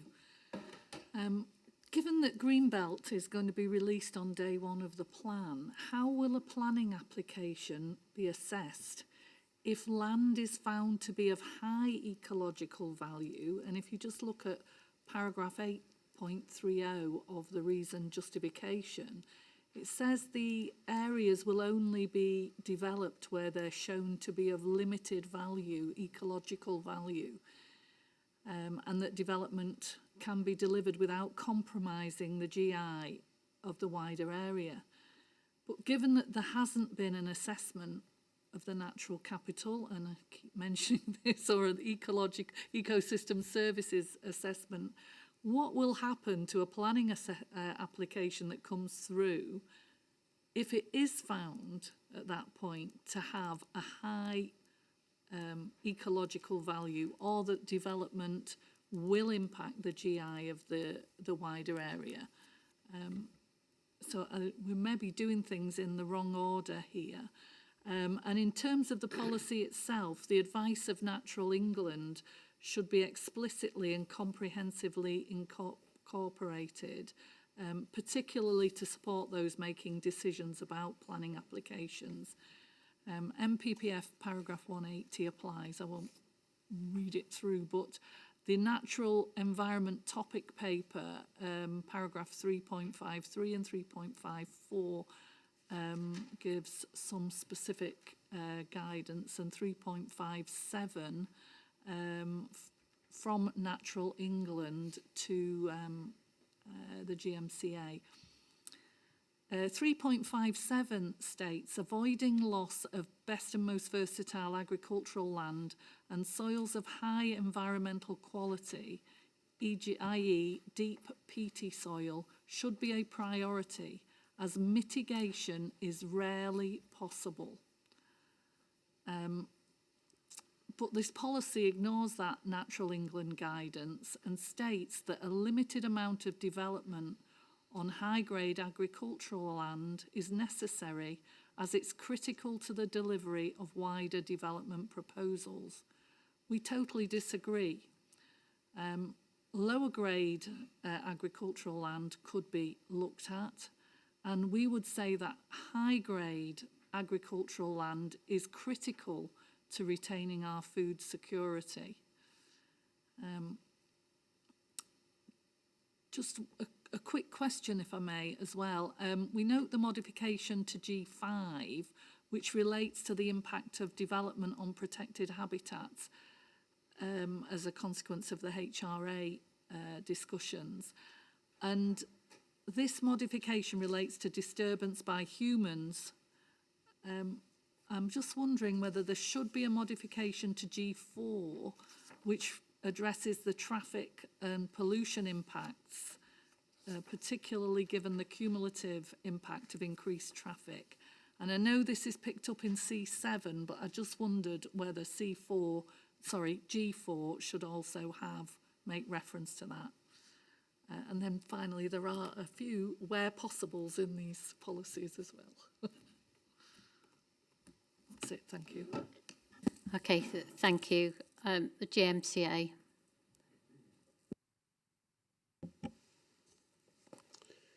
So just rewinding back to Turley's points, where they wanted particular reference to the various things that we wish to encourage not being at the cost, if you like, of impinging upon the freight use of the Manchester Ship Canal, I think it was in particular. This is what to do with policy G3. G3 is referring in terms at the beginning of it to river valleys and waterways, etc., as central components of our green infrastructure network and a vital part of the forthcoming, really, nature recovery network. And it is as we know, the list of numbered points is a seek to deliver list. So I myself don't consider, in order to make the plan sound, which after all is the test which you are to apply, that in order to make the plan sound, one would have to have this caveat, if you like, where compatible with the requirements of commercial and freight use. I mean, I just don't think it's needed to make the plan sound, given the nature of the policy, but we'll leave that to you, obviously. Visitor facilities, I have to say, sounds to me like a Trojan horse, and again, I don't think that they're necessary to make the plan sound. Reference to visitor facilities. Again, no, happy to leave that to you, of course. Mr. Bentley and policy G4, that was really to do with concern about some of the allocations that we'll be discussing next year. I don't think it's actually a criticism of G4 itself, or saying that G4 is an unsound policy that shouldn't be in the plan. Rather, the point made is the point that we've heard so many times from friends of Carrington Moss, which is the tension as is perceived between policies of this nature and then making allocations which impinge upon the interests which are sought to be protected by policies of this nature. Again, a debate which we're going to have when we come to the allocations. You know our position on this, but we'll come to it when we get to the allocations themselves. The Wildlife Trust, generally supportive, which is grand. Concern that some of these policies may be potentially undermining of the local nature and network recovery when it comes in. Well, we just have to wait for that final document to then be able to judge the position. They'd welcome an additional clause that the enhancement of public access should apply the hierarchy which is found in G9. I think the hierarchy would apply anyway, and I don't think it's necessary to make the plan sound for that specifically to be written into these policies, but on the other hand, it certainly wouldn't hurt the policies to make that point. So, you know, I'm perfectly happy to sit on the fence, if you like, in relation to that. It would apply anyway, it seems to me, but if you think that for the clarity of these policies that it would be helpful to refer to the mitigation hierarchy so that greater public access wasn't at the cost of impinging upon the ecological interests of these areas, then so be it. Friends of Carrington Moss, very much points that we know we're going to be coming to next year. I'm going to resist the temptation to respond to them now, obviously. And the question was asked, well, what would happen if, for example, the site's been removed from the green belt? It would be removed by the plan, as we know. Planning application then comes in.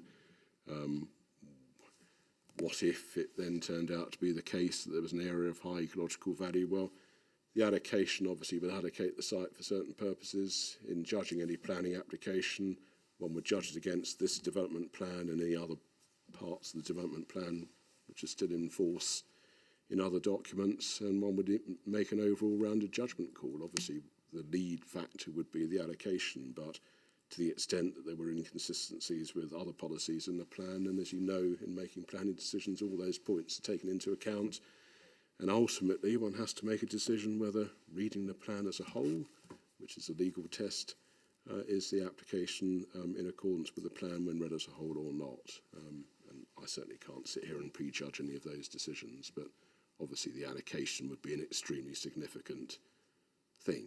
I wouldn't deny that for one moment, obviously. That's the purpose of the allocations.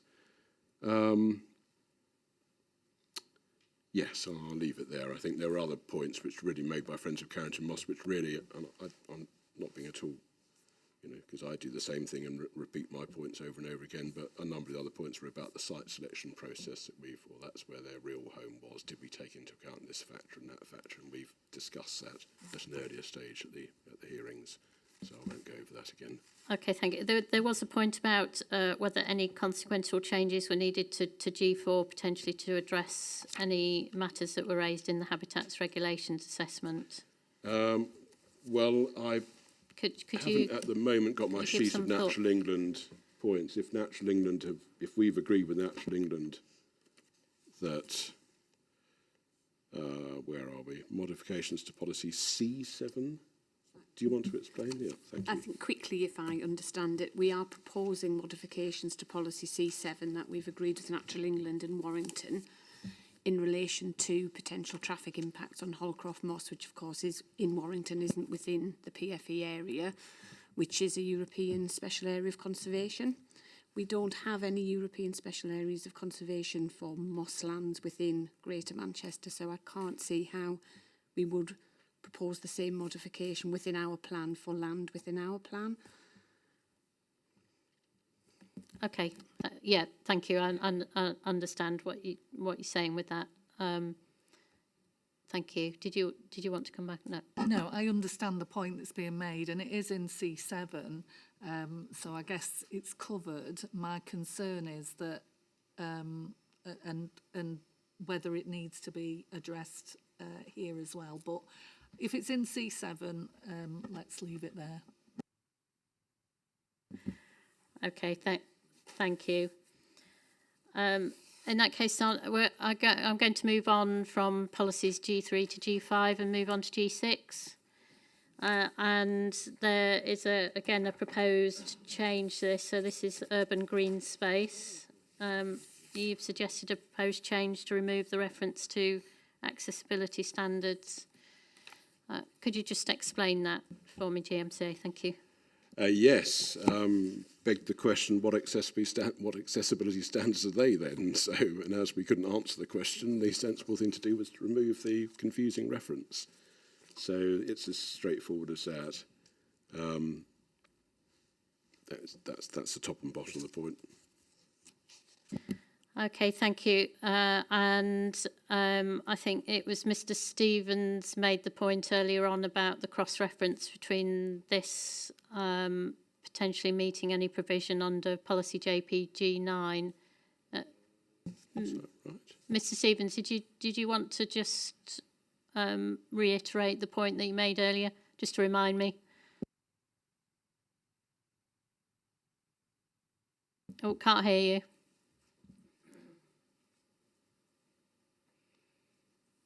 Sorry, can you hear me now?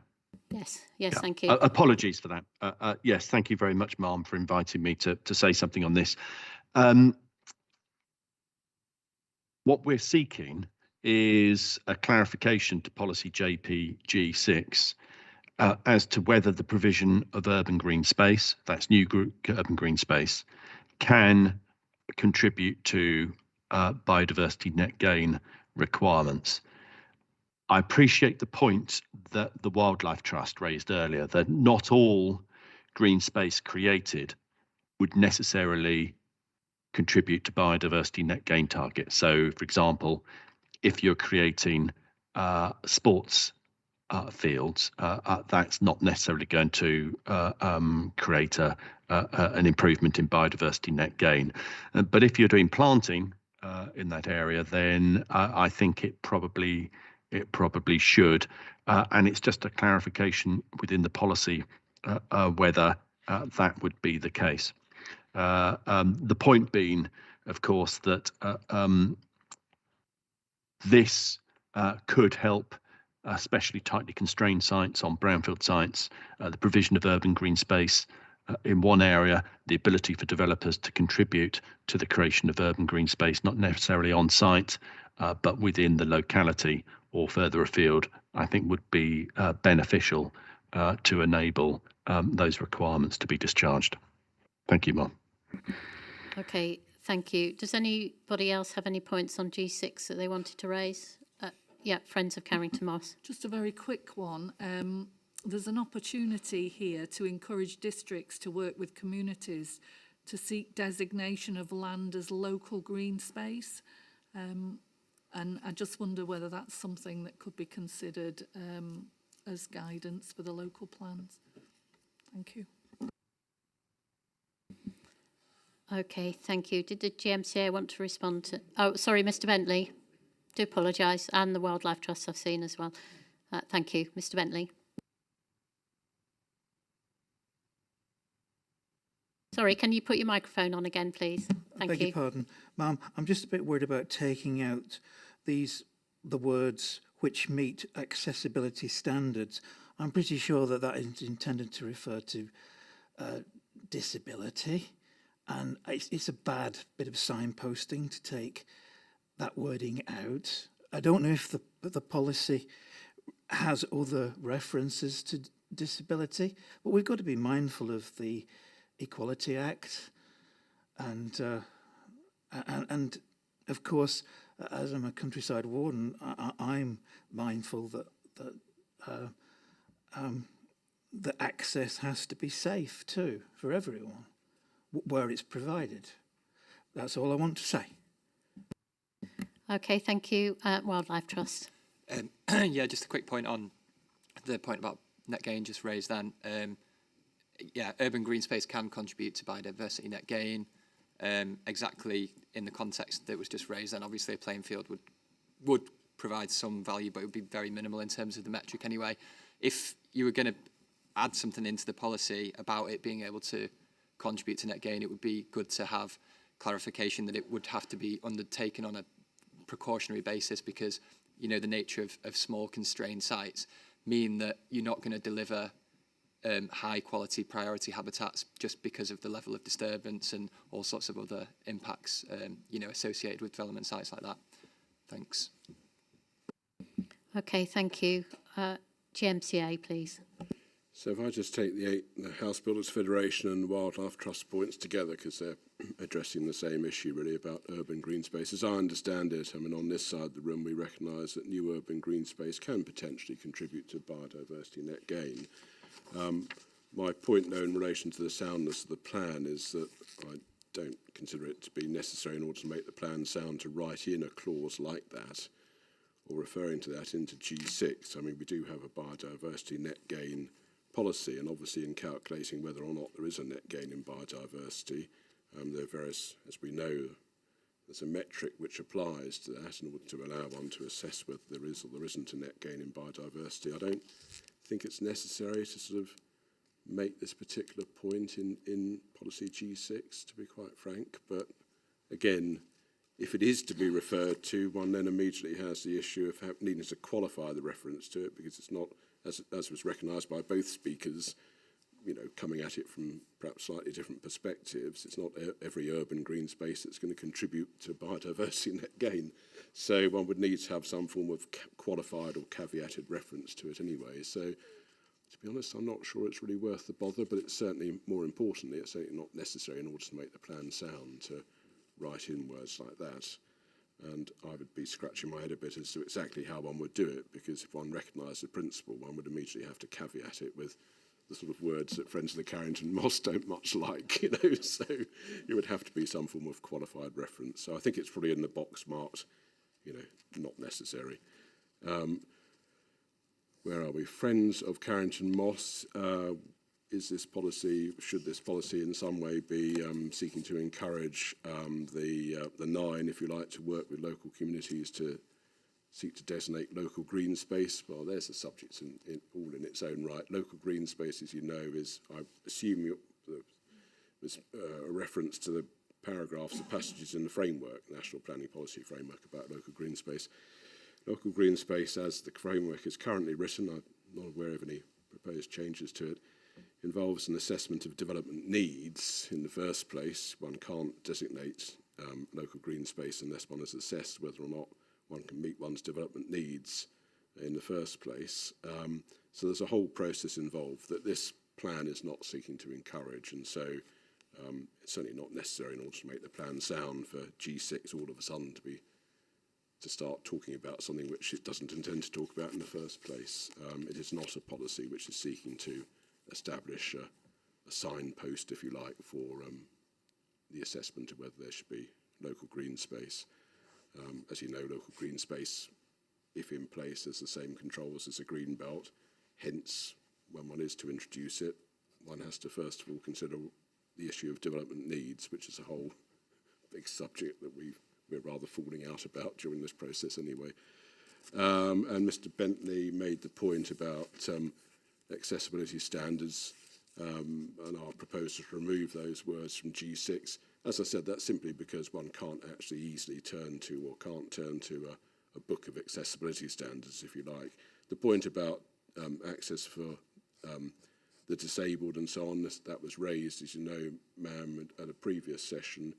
And I think you've rather tasked us, or will task us in due course in one of your notes, to for us to put forward a way of dealing with those forms of accessibility requirements in this plan, because it crops up or is potentially relevant in all sorts of policies in the plan. I can't recall whether the note that you gave us your action points the other day, I can't remember whether that is in that list or not. It is. There you are. So I can remember now because I've been told.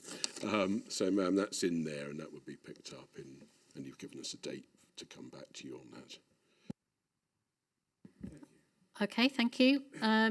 G7, that there are no changes proposed to that, no additional changes.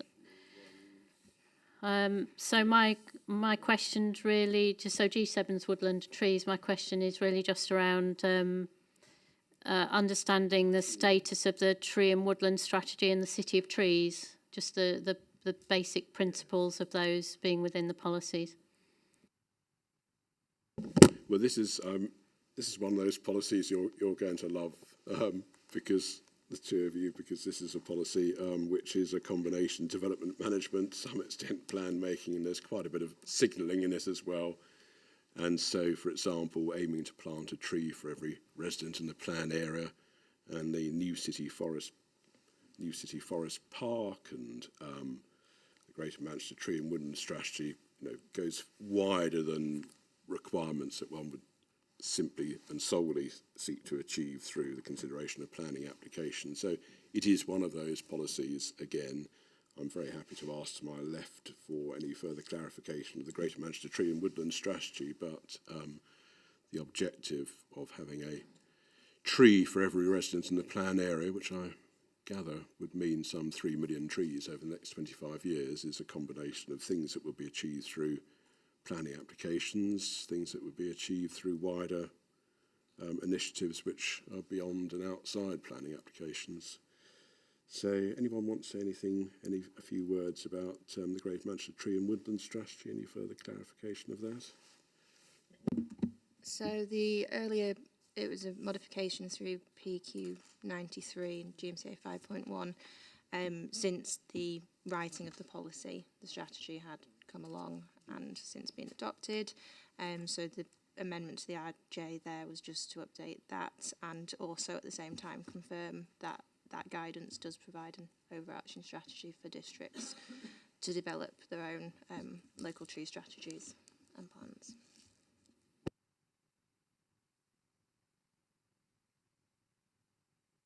Okay, thank you. I have no further questions. Does anybody have any comments they wanted to raise? I know that this was one where the hedgerows was referred to, so just pick up, that's just a point that I think was consistent in terms of the relationship with the strategic policy. In that case then, if there are no questions, we'll move on to the now non-existent G8. So again, it would be helpful if GMCA could explain why you're proposing to delete this and what the implications are. There are some implications for policy G2 as well with this. We propose to remove it, to be quite frank, because when asking ourselves, well, what is this policy, it's pure signalling, because the standards for greener places don't exist. And saying we will develop standards, that's obviously the 9, because the we can only be the 9, the authors of the plan, just seemed to us to be signalling too far, if you like. We do not intend to give up on the idea of developing these standards. We just see it as being more appropriate and certainly necessary to make the plan sound for this to be described in supporting text rather than in a policy which, to be quite frank, is pure signalling. It isn't saying you know, well, it obviously isn't saying anything about planning applications because the standards don't exist. And, you know, query what's its role here as a policy per se. So we thought it appropriate to move this to supporting text. That's the underlying justification for the shift, if you like. And it's no more, no less than that, really. Okay, thank you. And you thought the most natural home for the supporting text would be to move it to JPG2, so the relationship with the green infrastructure. Yes, that was when we thought where should we move this to, that seemed to be the logical place. I mean, we're open to all offers, if you like, but that seemed to be an appropriate place for us, to us, forgive me.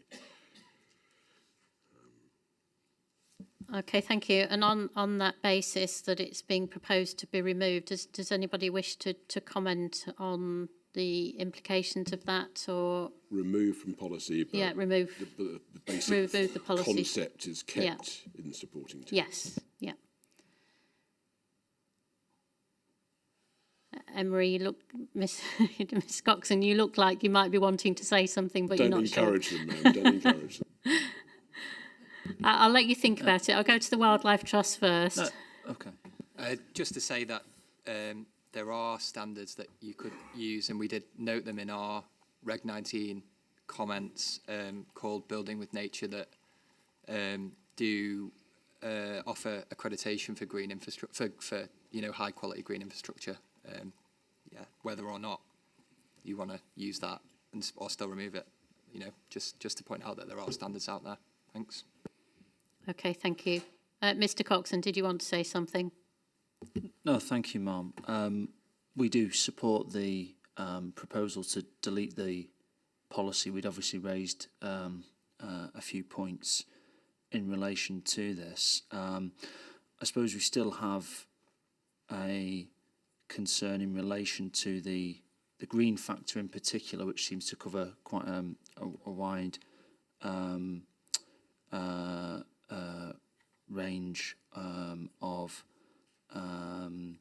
green infrastructure, so not just meeting the needs of residents, but also contributing to the wider network, which I think to a certain extent is already covered by G2, and then the development requirements in the policies. So obviously we'd have a concern, albeit it's a somewhat hypothetical concern, as to what that may entail, and if that effectively impacts upon the allocations. I suppose my hesitance in terms of turning up the Toblerone was in reviewing this, and I'm still not entirely sure whether that's a point of soundness. Now it's in the supporting text and within the policy, and I concede that it potentially is no longer a point of soundness, but we do have a concern in that area. Okay, so your in principle concern remains. It's just you content that the policy is deleted. We certainly support it, yeah, that it's been deleted, yeah. Thank you, Ma'am. Okay, thank you. No further questions or comments on those. Did the GMCA, did you want to say anything finally? Very, very briefly, Wildlife Trust referred to existing standards. Thank you, yes. Obviously, the now supporting text is seeking to explain, or the would-be supporting text is seeking to explain that this is something that the GMCA will develop. So develop their own standards, if you like. So doubtless they're taking into account existing standards when they're looking at that piece of work. And as for Mr. Coxon's point, well, there you are. And I think now that it is a question of supporting text, as far as we're concerned, I don't see this really as a soundness point any longer, but there you are. Okay, thank you. So policy JPG9, again, you've proposed a number of changes to the policy itself, and also changes to the reason justification as well. Could you just go through the changes as they're proposed?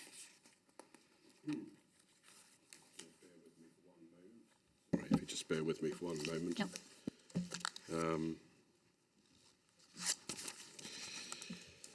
Yes, if we take it from the top, I mean, literally, this is the top of page 4 of our paper on the subject.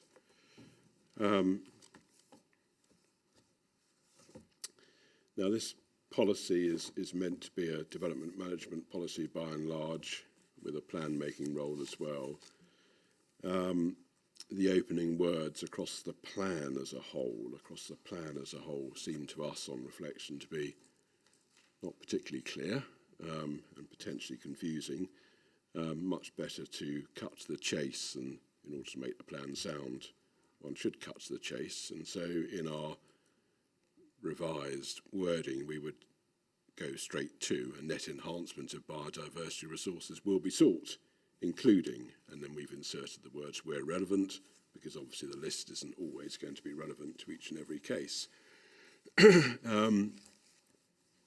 And then working our way down the list in relation to the mitigation hierarchy, we've sought to make, so this is an item in the second part of the policy, so after the list of 7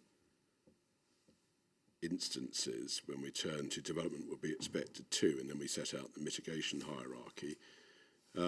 On reading through and comparing this to the mitigation hierarchy which is set out in the framework in paragraph 180,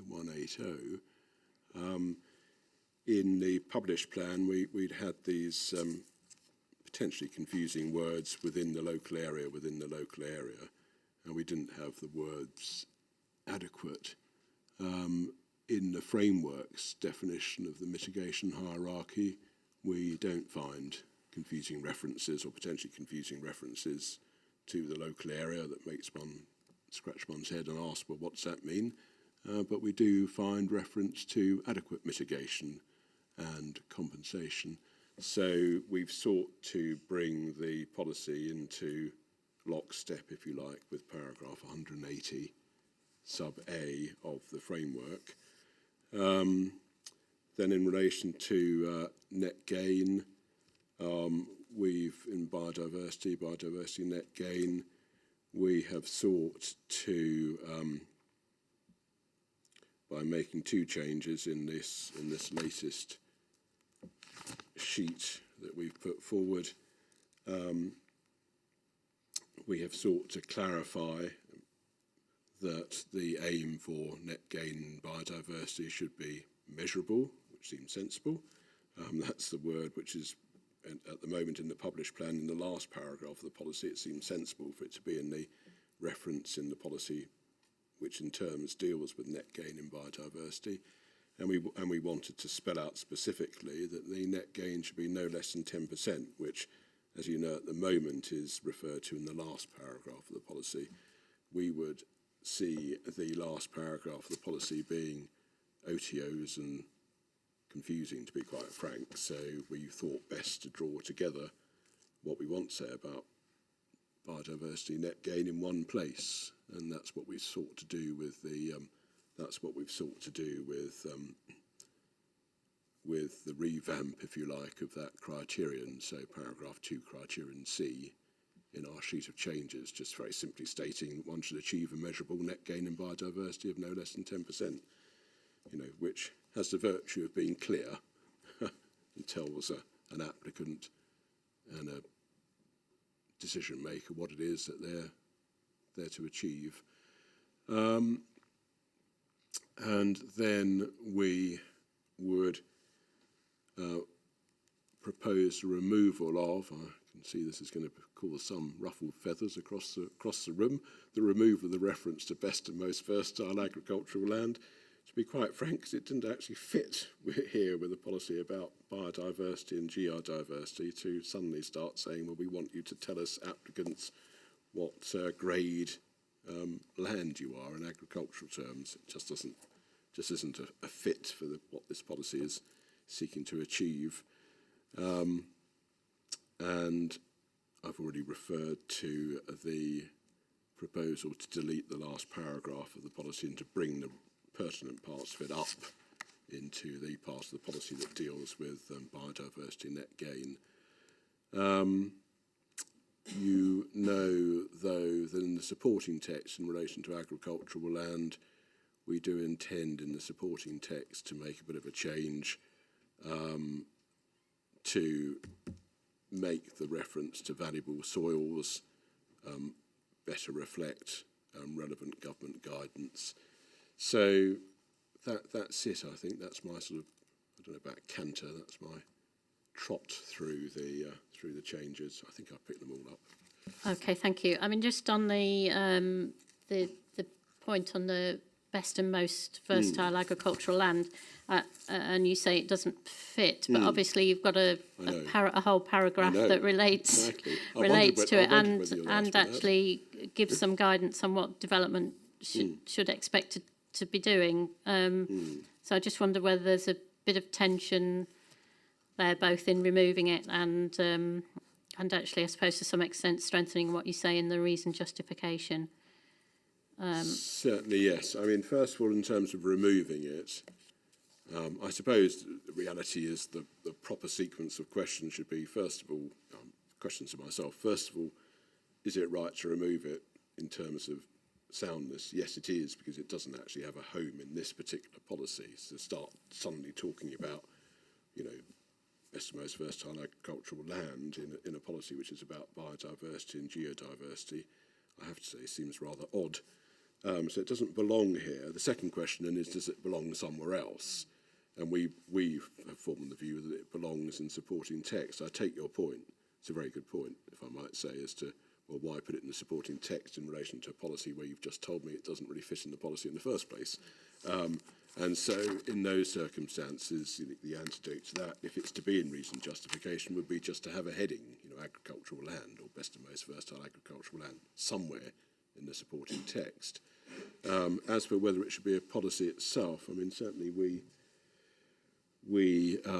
view that we have at the moment is that it isn't necessary in order for the plan to be sound to have a policy setting out this particular point, which we consider can perfectly well be dealt with in supporting text. But obviously, if you report otherwise to us, then it's easy to fix, because one would just have a separate policy on best and most versatile agricultural land, remembering that this plan, as I've said, it's been quite a while since I've used this expression, isn't doing all of the heavy lifting, it's just doing some of it. So there were nearly shouts of joy from opposite when you suggested a specific policy for it then. Come on. Friends of Carrington Moss nearly got their party hats out then. Oh, it is nearly Christmas. It is nearly Christmas, yes, okay. Okay, thank you for that. Well, I'll take that one away and consider it, but I will listen to points if anybody wanted to make on policy G9, please.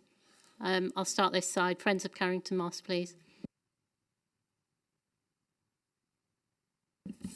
Thank you. We'd be delighted with a policy on that one, because we do think that I mean, this is a policy about biodiversity and geodiversity, and best and most versatile agricultural land can be the breeding and feeding grounds of red-listed, globally threatened farmland birds.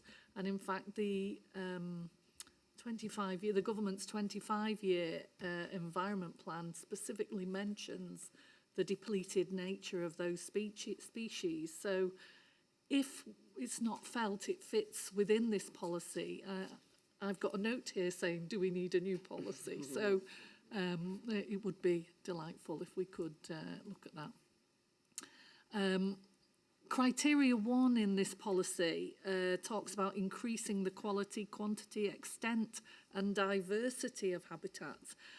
So we're wondering how that will be measured, given that there's going to be a significant loss through the allocations, which will deplete the natural resources that we have. So just wanted to look at how that's going to be measured. Criteria 7 talks about safeguarding, restoring and sustainably managing the most valuable soil resources. I just repeat, I think I mentioned it earlier, how do you know that the sites chosen are the most valuable?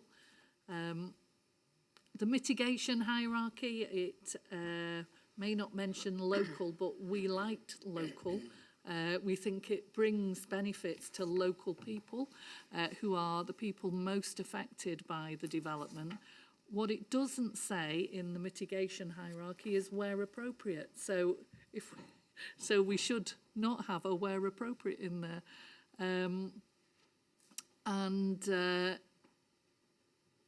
Yeah, picked up on that one. I think I've done mine. Thank you. Okay, thank you. Wildlife Trust. Thank you, Ma'am. I just quickly to reiterate the point about local nature recovery strategies and biodiversity net gain, as we said before, that link to strategic biodiversity provision versus other strategic GI provision this might be a good place to do that. I appreciate you know, GMCA is saying that the local nature recovery strategy isn't ready yet, but I still think it would be good to see it directly referenced in the policy text. You know, given the examination is going on till March and then we don't know when the plan will be adopted, it may well be ready before then. It is a legal requirement under the Environment Act that these are produced. And, you know, in 2020, the then PM committed to protecting 30% of land in England by 2030 to support the recovery of nature. And if the GM LNRS is only incorporated into policy at the first 5-year review, then that isn't going to leave any time to really contribute towards that target. Just drawing your attention then to paragraph 8.52, which talks about recognised biodiversity metrics. In our opinion, the DEFRA biodiversity net gain metric is the only recognised metric for measuring net gain. So it's a metric that's been shaped by trial and error and consultation over over at least the last 10 years. And it is also the Secretary of State's metric as per the wording of the Environment Act. So we'd like to see that text amended to require the DEFRA metric be used across Greater Manchester. Yeah, and not any others. So finally, yeah, just to reiterate about the point that Marge made then, in terms of the text at the end of the mitigation hierarchy sections, while we, support the changes to the wording that bring it closer in line with the mitigation hierarchy, don't think it's really appropriate to have the where appropriate in the text. And then also, again, just to say that we do strongly support the change in policy wording to mandate the 10% net gain in line with the requirements of the Environment Act. Thank you. Okay, thank you. You mentioned where appropriate. You mean the where relevant? Sorry. But is that the specific wording? Yep. Yeah. No, it says where appropriate. In the mitigation hierarchy, yeah. A1, 7A1. Yeah, A1. Yeah, okay, thank you. Mr. Bentley. Sorry, just to remind you to put your microphone on, thanks. Thank you.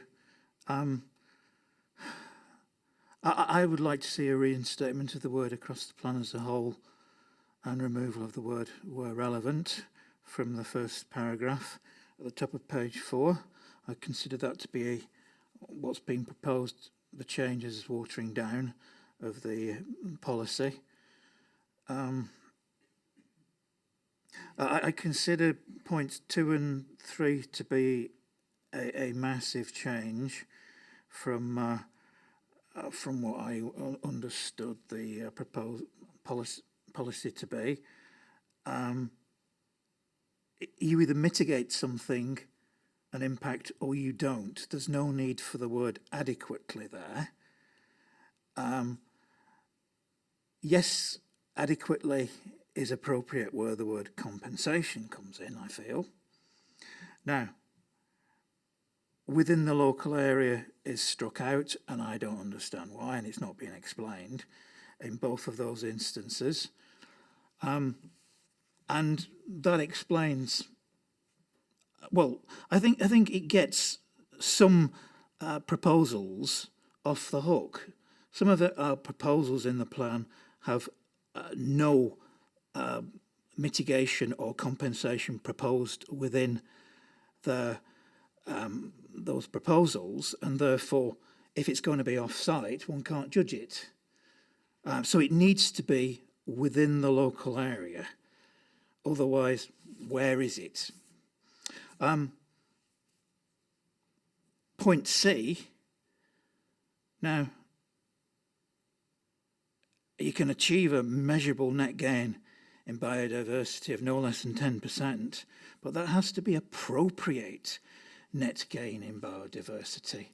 Because if you've got acres of waxcap grasslands and you say, oh, that's all right, we'll plant trees, there's nothing appropriate about it. It's the wrong thing to do.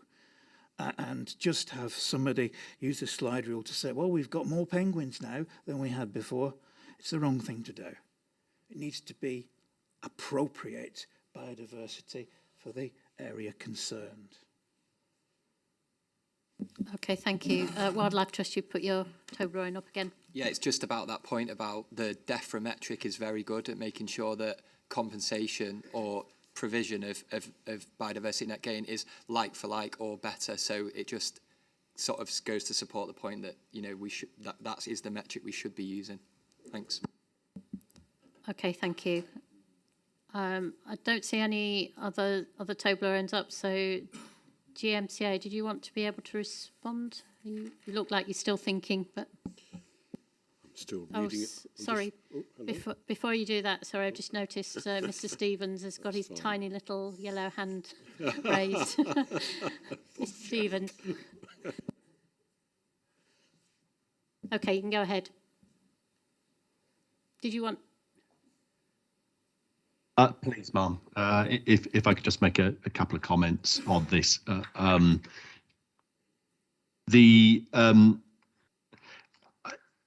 I think our point is that as it's currently worded, the policy is a bit ineffective in that it kind of lacks clarity about this issue, which I've raised before, about the ability for developments to be able to deliver their biodiversity net gain requirements off-site.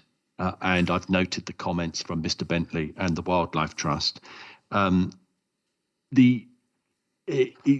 think the removal of the words across the plan as a whole from number one, at the head of the policy, is unfortunate. And when read alongside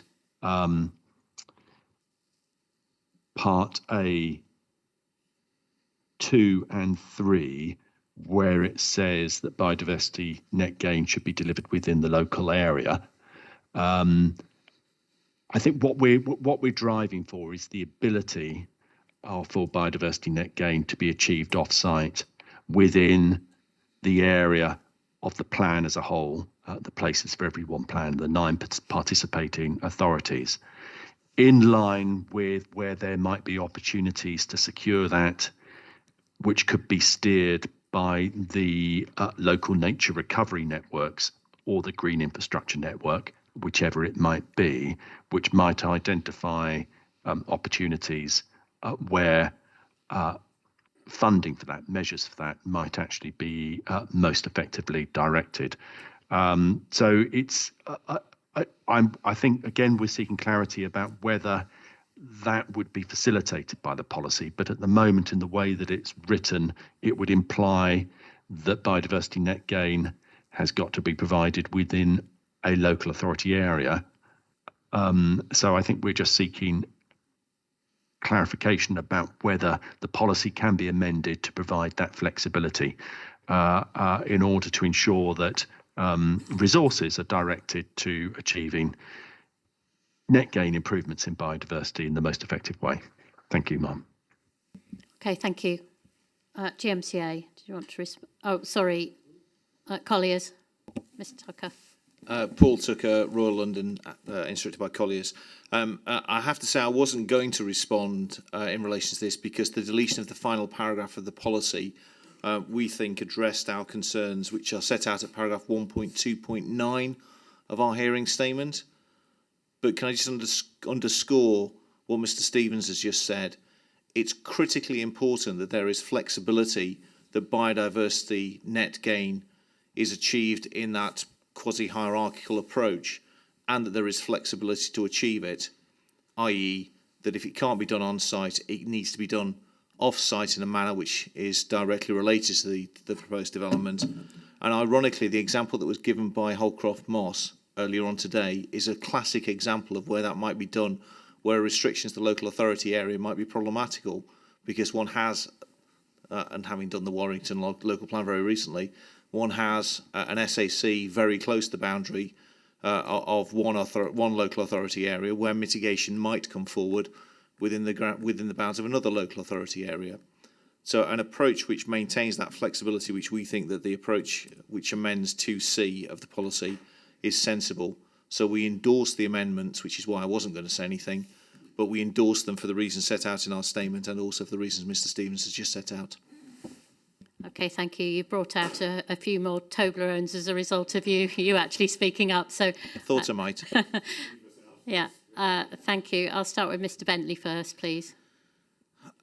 Yeah, I was just looking at policy G9, and sorry, I have to. Yeah, so it's all right. It's on. Yeah, and we've talked a bit about misunderstandings. So, A of the mitigation hierarchy: 1, avoiding harm to biodiversity, particularly where it is irreplaceable, and including consideration of alternative sites where appropriate.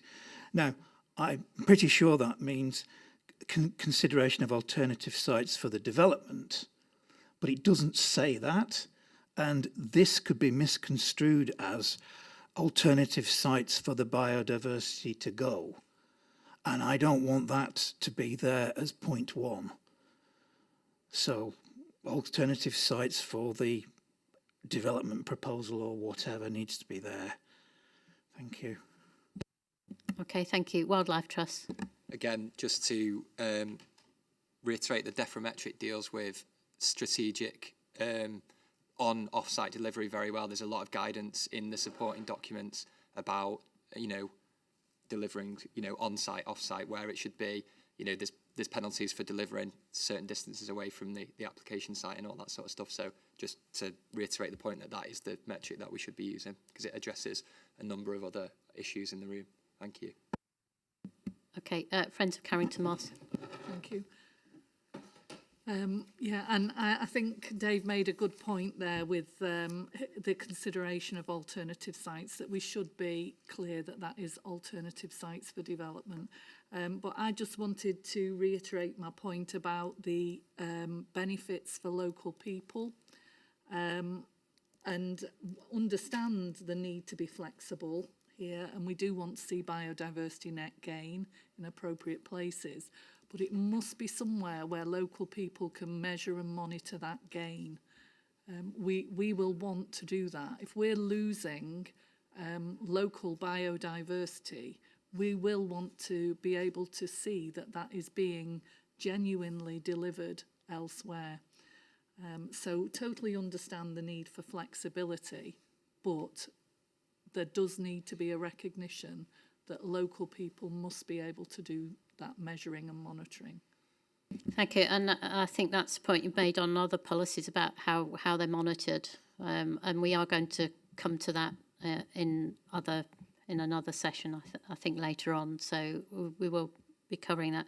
I mean, just on the Deframetric, that has been referred to quite a bit for the Wildlife Trust. So I think it'd be helpful if you gave some consideration to whether it would be helpful to refer to that.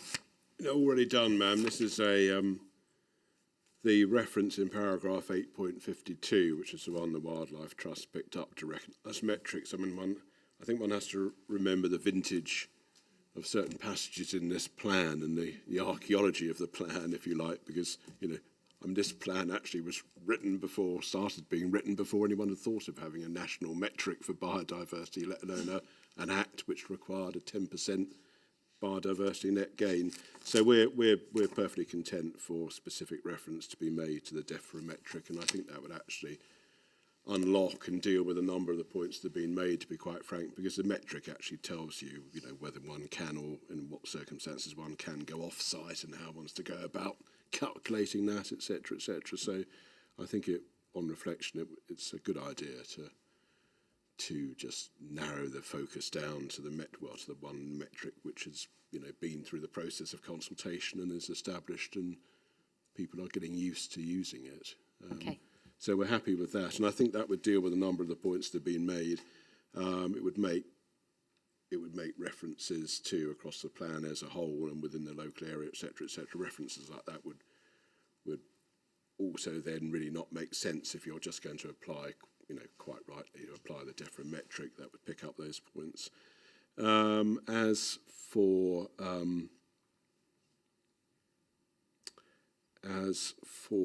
the reference in item A in the mitigation hierarchy to item A1 where appropriate, I mean, it is the where appropriate is in the subclause, including consideration of alternative sites where appropriate.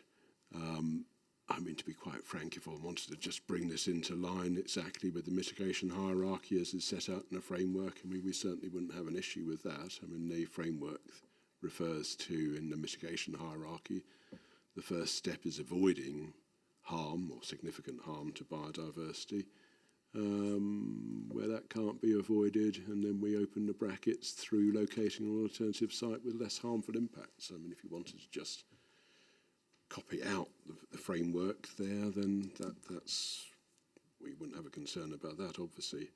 But the where appropriate has nothing to do with biodiversity net gain being, I don't know, somewhere else, because that's captured by the metric. And the references to, it was said I had explained, Mr. Bentley, why the within the local area is to be removed from items A, little 2 and little 3, and my explanation was because the framework's definition of the mitigation hierarchy does not refer to mitigating within the local area or compensating within the local area. It just refers to adequate mitigation or, as a last resort, compensation. So that's why we've sought to make the changes to the policy and the mitigation hierarchy to bring it in line with the framework 180 sub A. You might think we haven't gone quite far enough to bring it into line with 180 sub A of the framework, and if you form that view, it's very easy to adjust the wording to fit very closely with the framework. I think those are the main points I wanted to respond to. We'll leave it to you to decide, obviously, to report to us, forgive me, as to whether, in order to make the plan sound, it's necessary to have a dedicated policy for best and most versatile, I'm getting my B's mixed up, best and most versatile agricultural land, and we don't much mind one way or the other, to be quite frank. We originally had something in this policy about it. We've shuffled it out to reason justification. If it shuffles itself back into a separate policy, well, there you are. Perhaps we can have a vegetarian mince pie together later on to celebrate. Thank you. I'm a vegetarian, by the way. Okay. I'm pleased to know that. Okay, thank you. Right, that's it for policies G1 to G9. Anybody want to make any final points before we break for lunch? CPRE. Oh no, I shouldn't have. It would be rude of me not to applaud that idea of having a separate policy for best and most versatile land. Thank you. Okay, thank you. And Mr. Bentley. Forgive me, I should have said something about river valleys, and that is, I think King's Council mentioned people know where watercourses are. In the UDPs, we had a protected river valley policies which set out the boundaries of these watercourses and riverine habitats. That's just what I wanted to say. They've gone now from the places for everyone, as far as I can see. I'd like boundaries, please. Okay, thank you. Did you want to respond on that? No. Okay, thank you very much for your participation this morning. We will be returning at 2 o'clock. That's the expected time to start. I don't anticipate it taking too long, but you've got a nice long lunch break. I do apologise for those who might want to be getting home a little bit earlier, but we do need to start at 2 o'clock. So we'll resume then. Okay, thank you.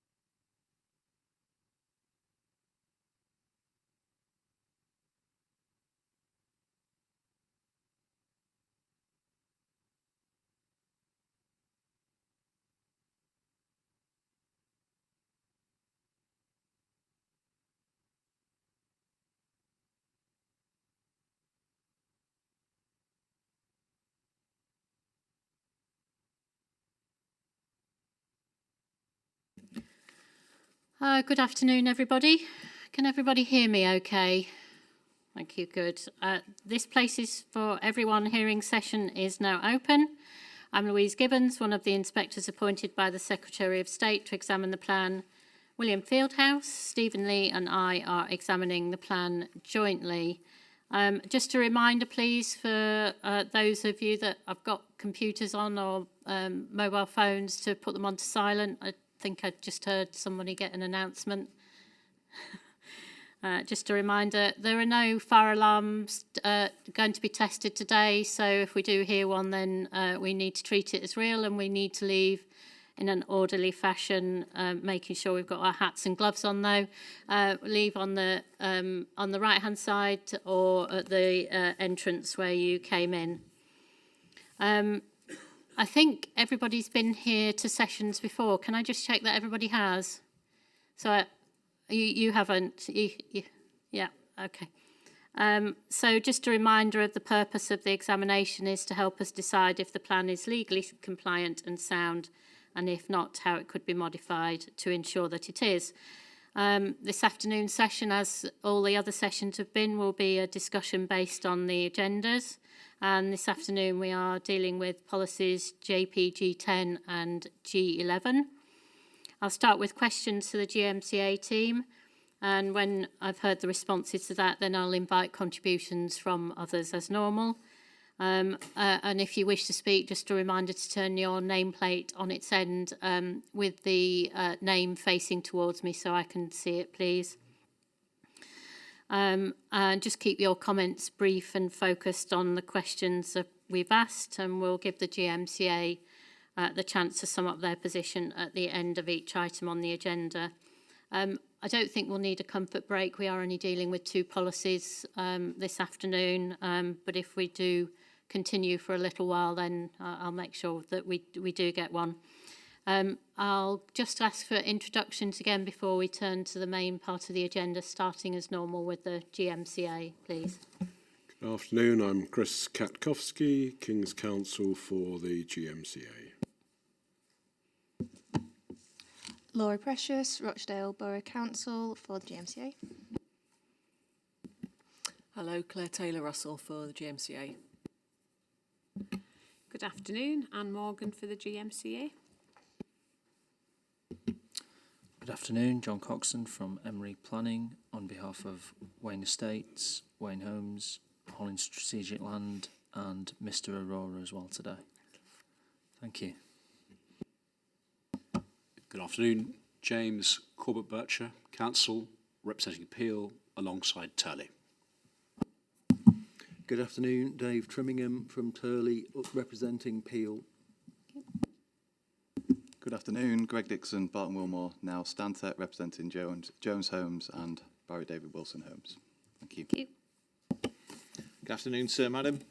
Paul Tucker, King's Counsel, representing Royal London. And if we do any chair shifting, it will be between myself and Steve Butcher from Open Consultants, who sits behind, and Anthony Aitken from Colliers, who instructs me. Good afternoon, ma'am. Max Kidroster from Lichfields here, representing Russell LDP. Thank you. Brian O'Connor from Lichfields, representing a house building consortium. Thank you. Good afternoon, ma'am. Mark Hurrigan, Hurrigan Planning, representing the Strategic Land Group. Thank you. And this side now.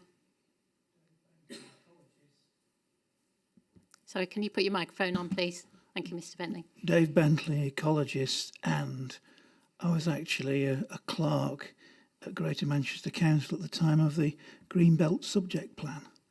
I'm a survivor. Thank you. Yes, next, please. Good afternoon, Christian Dodsworth from Simister Village Community Association. Pete Abel from Manchester Friends of the Earth. Marge Powner, Friends of Carrington Moss and Save Greater Manchester's Greenbelt. Jackie Copley, CPRE. Okay, thank you. So the order of business for this afternoon is policies JPG10 and JPG11. I think the important thing to note about these sessions is that we have already discussed it at some length, the housing land supply and housing requirements. So I don't think we need to repeat those arguments. They've obviously been made. We have heard them. And the focus of this session is to focus on the wording of the policies as they're either submitted or whether through any suggested main modifications that the GMCA have made. So I just want to be clear about that. And we'll come on to policy JPG 10 first. So what I'll do is I'll ask questions of the GMCA, and then after I've heard from them, then I'll listen to representations and comments on the policies. So just coming on to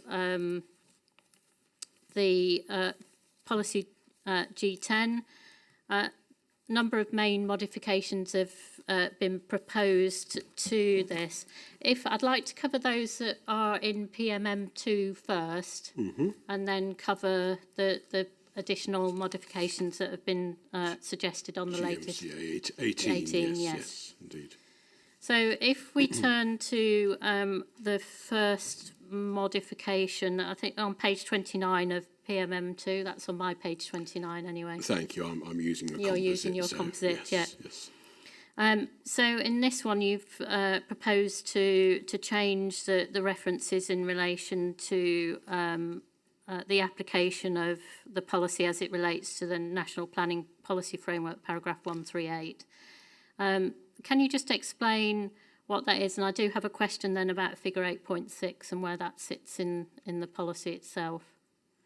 So if you could just explain why you propose those modifications. Right, so these are the first round of modifications. So we propose that the beginning of the policy should read very straightforwardly, the green belt is as defined on the policy's map.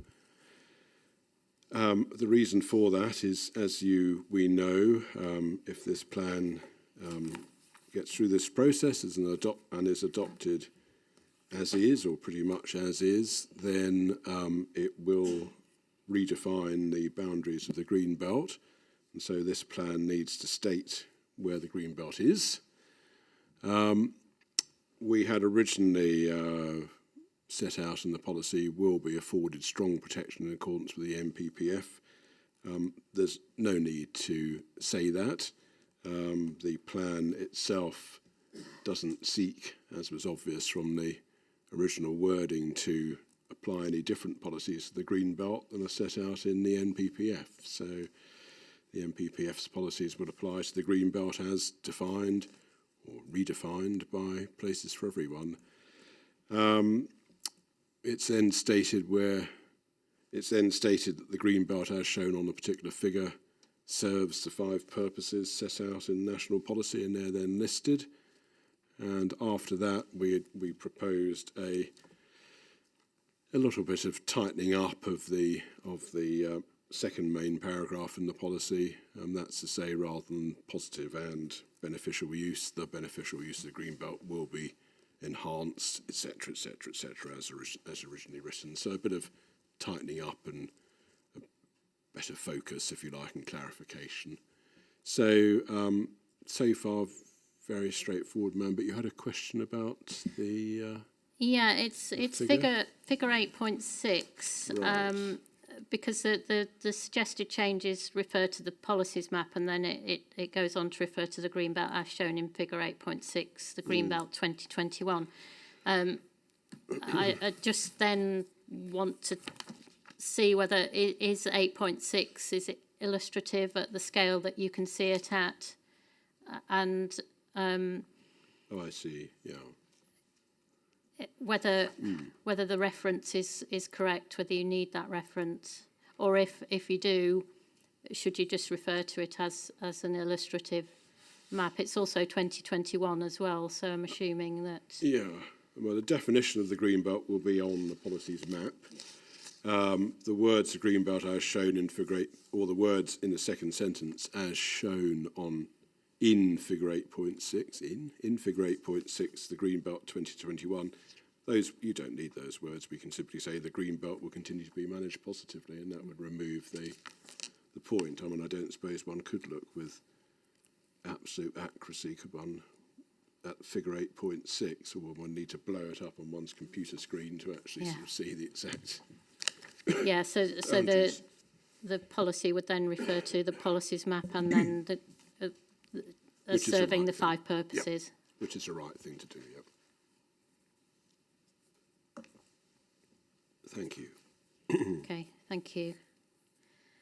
And then on the most recent set of modifications, can you just take me through what you've proposed with that? That's another change, isn't it? It is. It's the last paragraph of the policy, which, as published, reads, within the allocations identified on the policy's map. And one assumes that means the allocations which involve taking land out the Greenbelt, although that's not stated. Greenbelt policies will be strictly applied to the development areas removed from the Greenbelt by this plan, except in the case of planning applications complying with the relevant allocation policies. But it's a paragraph which we propose to remove in our GMC A18, and we propose to remove it because there is no basis in national policy for removing land from the Greenbelt, but retaining Greenbelt policies to that land which is no longer in the Greenbelt. It's just a status, if you like, which isn't supported by a national policy. The land is either in the Greenbelt or it isn't. This is not to be confused with safeguarded land, which is this subject of individual paragraphs in the framework, but in any event, even safeguarded land is, as you know, removed from the Greenbelt. So it's, to put it in a simple way, the paragraph as in the published plan is an oxymoron. It's a contradiction in terms. You can't remove land from the Greenbelt and yet apply Greenbelt policies to it. You know, one either has the courage of one's convictions and says, we need to remove this land from the Greenbelt to meet various development needs, hence the allocations. I know they're controversial. We'll be discussing them next year, of course. One either has the courage of one's convictions or one doesn't. And if one doesn't, then one doesn't remove the land from the Greenbelt in the first place. You don't have this twilight zone of saying it's removed, but we're applying Greenbelt policies to it all the same. So that's the underlying reasoning which supports, as far as we're concerned, the deletion of the paragraph. I know this has been, you know, I'm sure views would be mixed around the room, as they always are about this, but this paragraph has drawn a lot of fire, if you like, from various people who have written in. Doubtless there will be those who regret its passing, but from our perspective, on reflection, seeking to apply the tests of soundness, it is jolly difficult, as in your search in vain, to find anything in the framework which supports this approach. So that's it, really, in a nutshell. Okay, thank you. I thought that's maybe why it had been done. I have no further questions on that. Did anybody want to make any comments on the policy? Yeah, I'll start on this side. You make sure you get your nameplates up if you want to speak, and it's hidden by a jug of water, but I know you're Lichfields anyway. Thank you. I'll start at the bottom here with Emery, please. Thank you, Ma'am. On the detailed wording point, we support the proposed deletion of paragraph 3. That, in effect, addresses our concern, and clearly applications will continue to be determined in accordance with the development plan. So I think you still have the securities there. If a site comes forward and it's not in accordance with the allocation policy, then that will be a significant material consideration. Clearly, you've not asked us to, you've asked us not to discuss housing requirements and supply, etc., etc. I think it'd be a miss of me just to point out, obviously, the knock-on implications of that, Ma'am, is which we've brought together in our statement here, was that we consider that additional Greenbelt release is required, but I think you have that point. I think that's a point that's been made a fair amount over the past 4 weeks. So yeah, I I mean, there is no need to repeat it. So anybody who is going to sneak another repeat in, they don't actually need to do that. So just focus on the policy itself. Thank you. Barton Wilmore. Thank you. Similarly, note the amendments and including the points you just raised in relation to figure 8.6. Generally support those. Just wanted to say that revised policy wording as we've got now appears to have regard in the first para to 138 of the MPPF, and the second para is now 145, but no reference to the wider guidance. Also, just on those modifications, wonder whether the second para reads as intended, enhance, the location of enhance doesn't seem to follow. Maybe that's just my reading. And I may regret saying this, given what might come next year, but I just wonder on that basis whether it's better to strip that back the policy just to reference that it will link to the MPPF guidance. So you basically truncate it back to the first paragraph and you leave the wider guidance as per the MPPF for simplicity and ease of reference. Thank you. Okay, thank you. And when you're talking about the wider greenbelt issues, I think you referred to whether it should cover things like inappropriate development. Is that where your reference was going there? Yeah, well, at the moment it covers two parts, but there's obviously many wider paragraphs between 137 and 151. The cherry pick either needs to be further clarified, or I think my preference would be to strip it back so that there's that alignment with national policy both now and in the future. Dare I say it?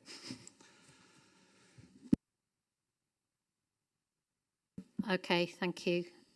Litchfield. Thank you, Ma'am. Yeah, just to say that we support the GMCA's amendment to remove the third paragraph as well. For employment allocations in particular, flexibility is required just to enable that, when there's a emergence of new sectors that come forward or change in economic circumstances.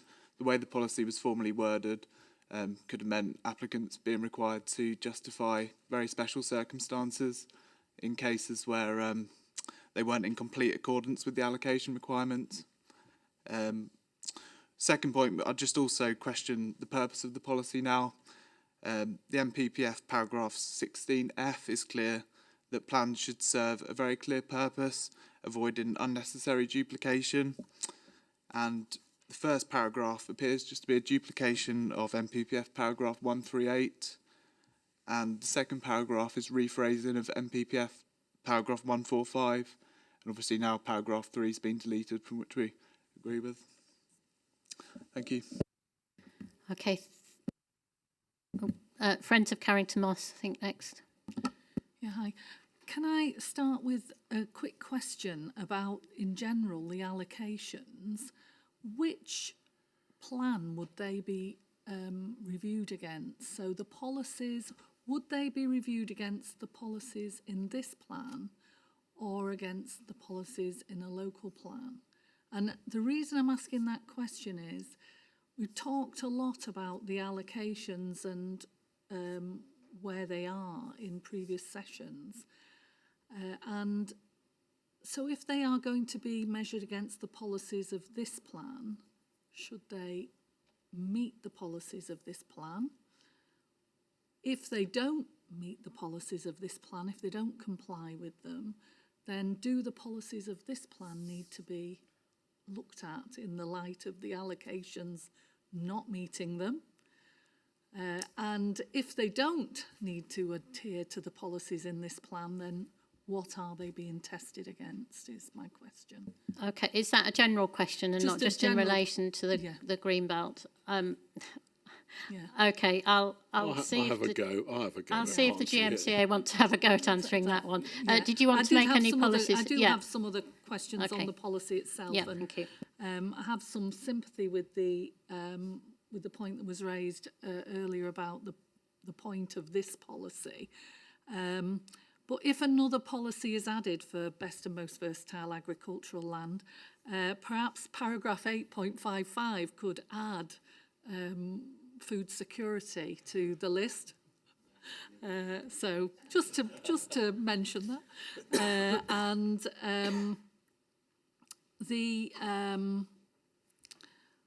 8.54 in the reason justification behind this policy, there are no statistics about the impact on the different types of green belt in Greater Manchester. So we've got the strategic level green belt.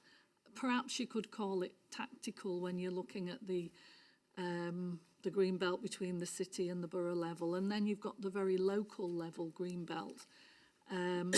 So we've got an overall, it doesn't actually mention the green belt loss of 2,430 hectares, but which I think it should actually be very clear about that. Because the loss of green belt, the 2,430, that is what we're going to lose in terms of natural capital and ecosystem services. It could be argued that to release greenbelt in a climate emergency is not a reasonable decision, and paragraph 860 suggests that the need to deliver the positive long-term outcomes of the Greater Manchester Strategy is considered to amount to exceptional circumstances which justify altering the boundaries of greenbelt, when in fact that Greater Manchester Strategy prioritises the climate emergency.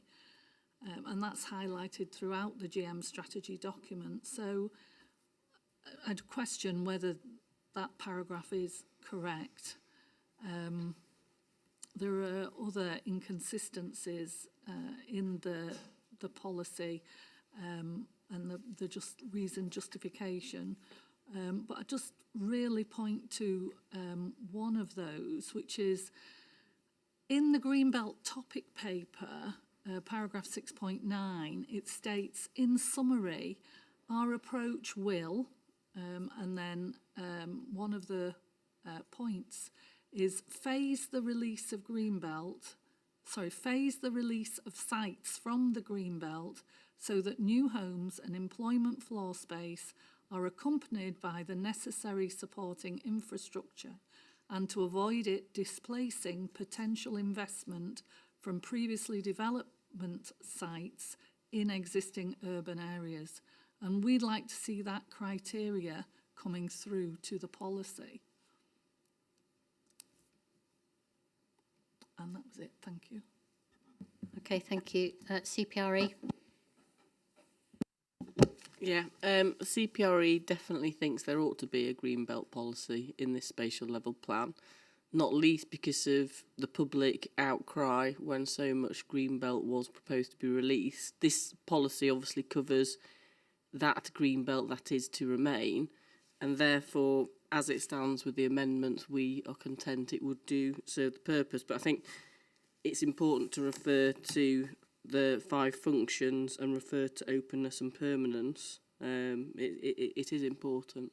It's not just duplication, because the interpretation text gives some context. It's, you know, there's a commonality. You know, the Greater Manchester Greenbelt was designated in 1984, and that's not mentioned in NPPF. So I think having that history and why it's so important is necessary. Thank you. Okay, thank you. And I did realise, actually, I forgot to let Mr. Stevens introduce himself. Did you want to do that if you're awake? I put you on the spot there. You're accusing me of being asleep. I know you don't want. I've been taking diligent notes of everything people have been saying. James Stevens from the Home Builders Federation. Thank you very much, Ma'am. I might chip in later. Okay, thank you. Did you want me to express a view, though, about the question put by the Friends of Carrington Moss? Only if you must. And okay, no, no. I'll leave it then for the moment. Yeah, that's it. Well, we'll see. I may come back to you. Right. Okay. If I make a slabs of it, I'll call on you, Mr. Stevens, to dig me out of a hole. Okay. Thank you. And GMCA, did you want to respond to the points made? Righty-ho. Well, I'll come to the Friends of Carrington Moss's question about what policies apply, etc., to the allocations. I'll come to that in a few moments' time. But otherwise, I simply want to say that the policy, as per our various proposed modifications, undoubtedly has a purpose.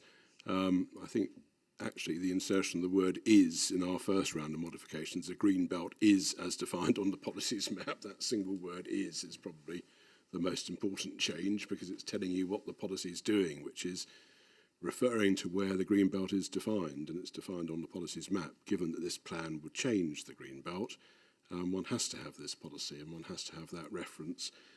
So the policy undoubtedly has a purpose, and the plan, frankly, would be completely unsound if one didn't have this policy in it, given that this plan is adjusting the green belt, and so simply can't simply rely on the definition of the green belt in the past.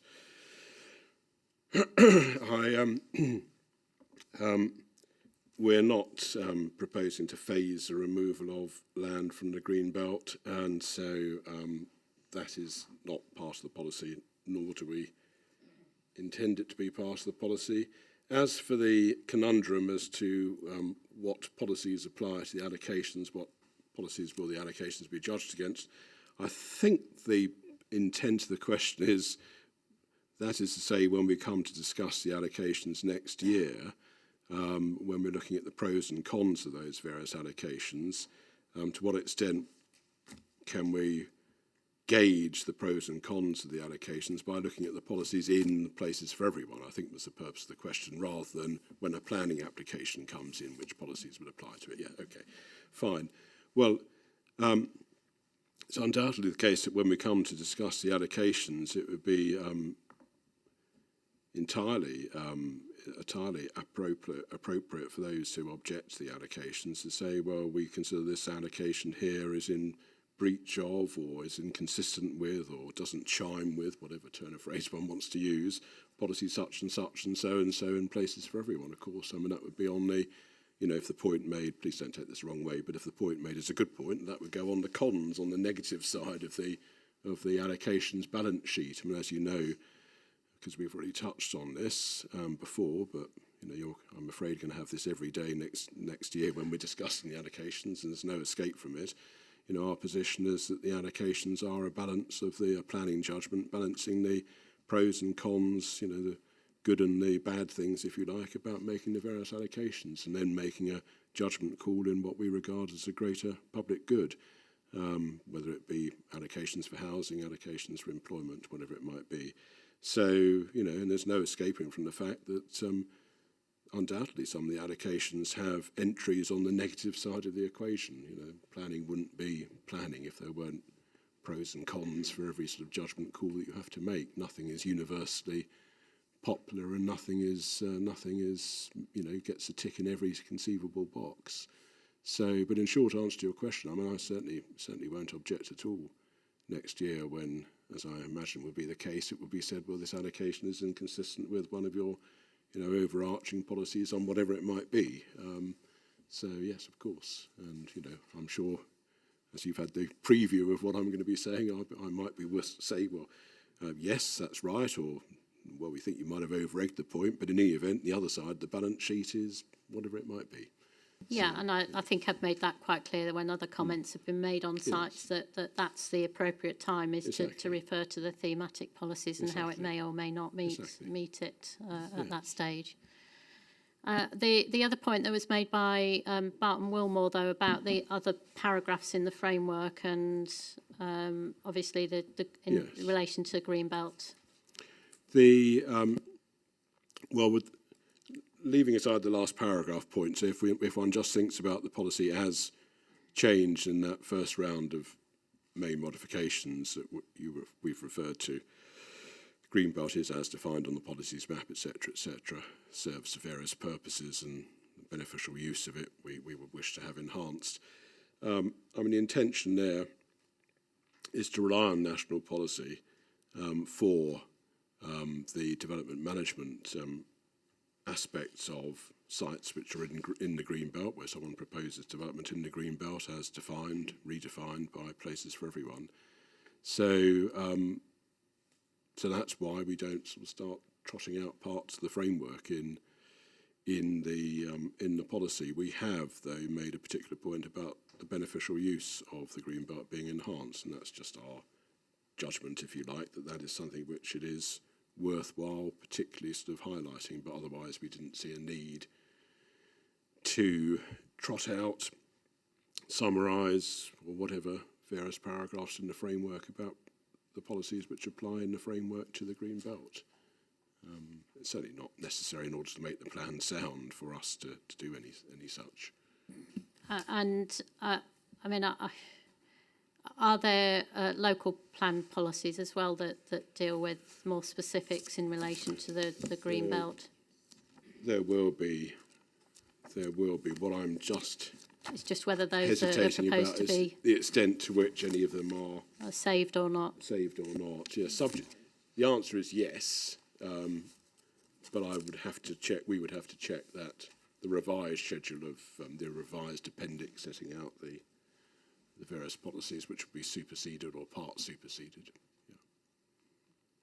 But certainly, Places for Everyone isn't seeking to move the dial or whatever the expression is in relation to the policies which apply to the land which will remain in the greenbelt.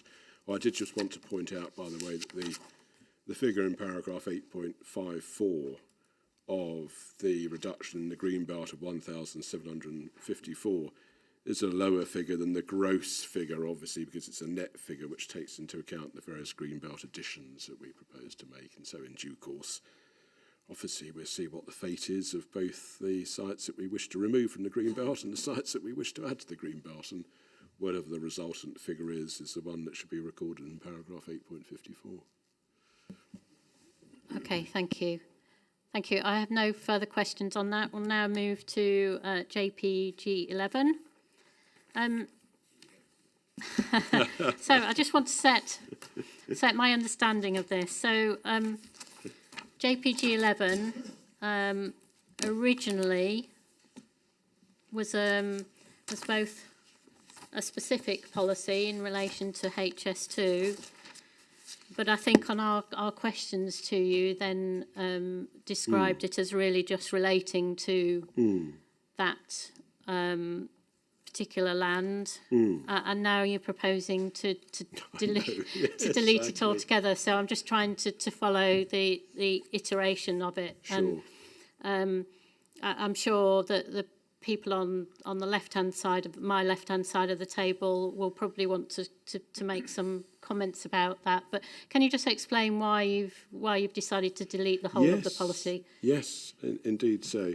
Well, this started with a policy entitled Safeguarded Land, and that then begs the question, well, what land is it which the plan Places for Everyone safeguards?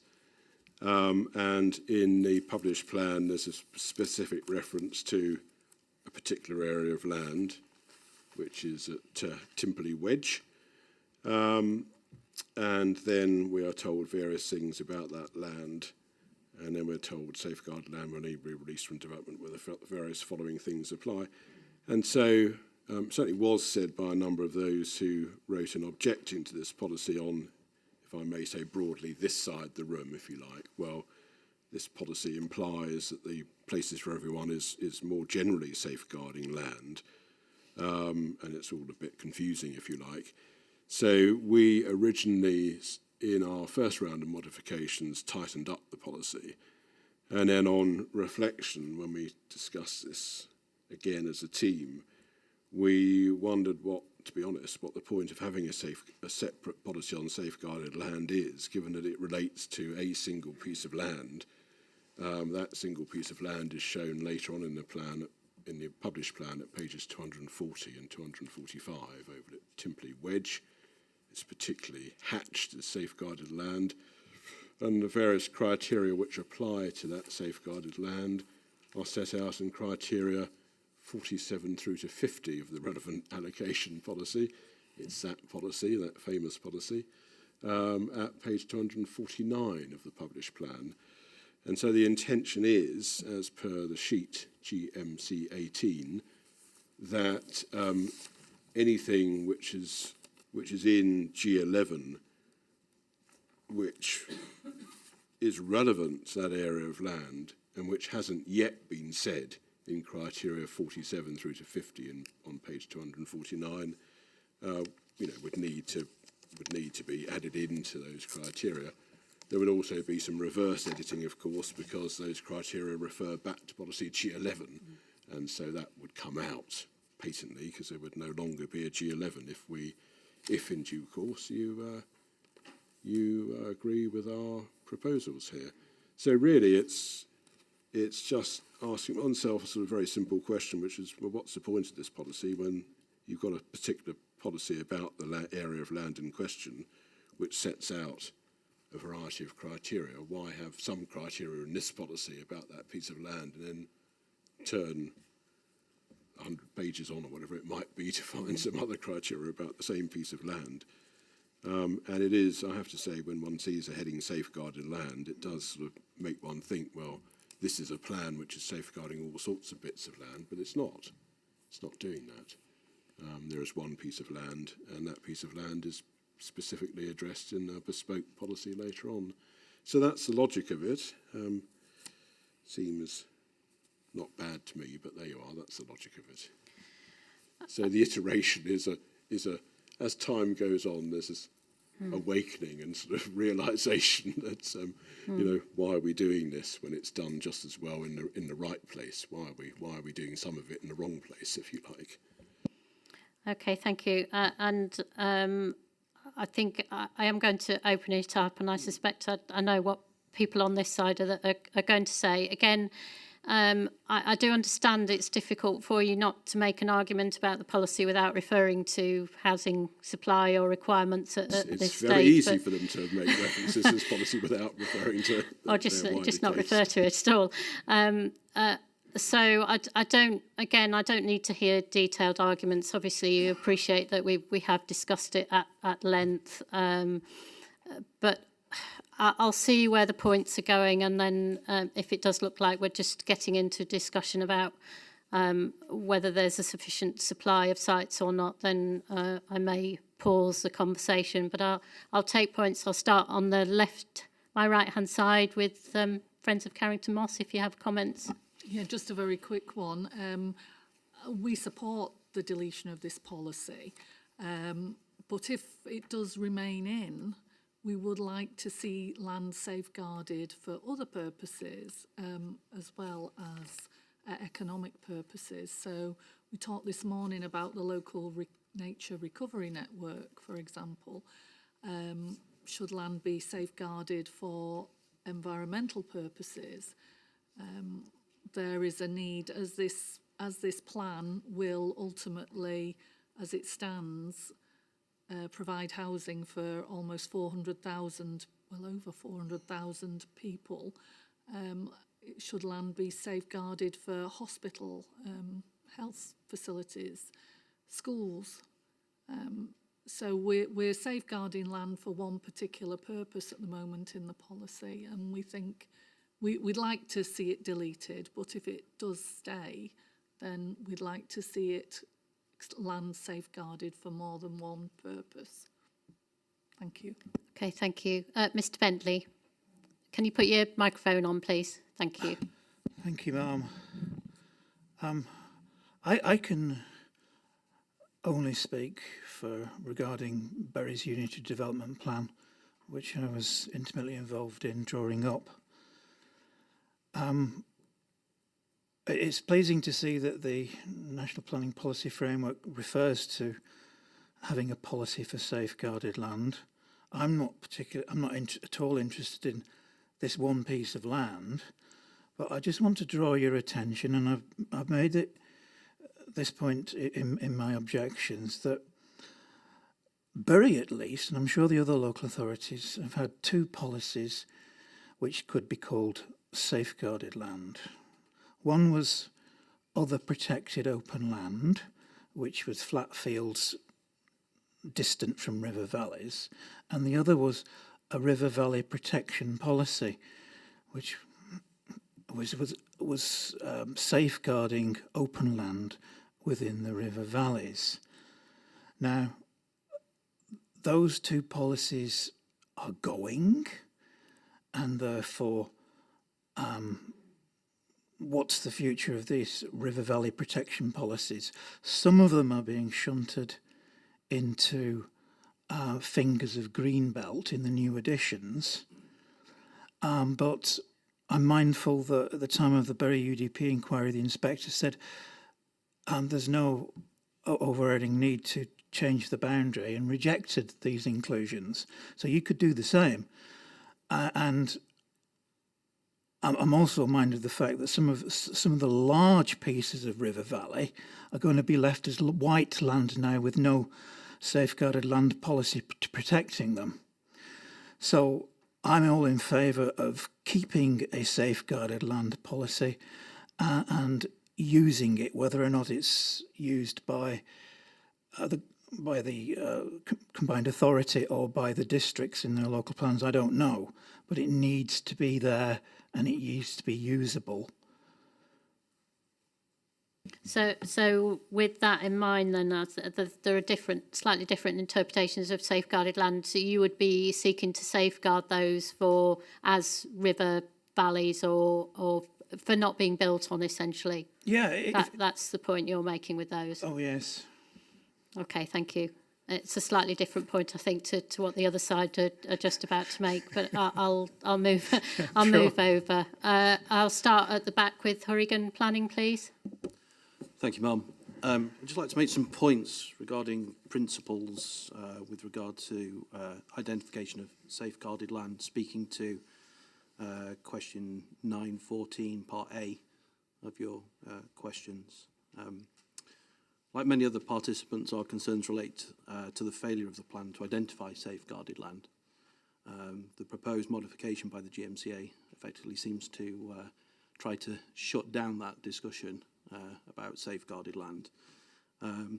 I'd like to just particularly focus on Bury very briefly. The importance of identifying safeguarded land in Bury is relevant because the built-up area is tightly constrained by Greenbelt there. The council last adopted a development plan dealing with housing 25 years ago, and it's the worst performing council of the 9 with regard to housing delivery. You've got detailed points from us with regards to those things, so I won't go into that in any more detail. Additionally, you have points from us about the flexibility allowance, and that seems to be the justification for not identifying safeguarding land.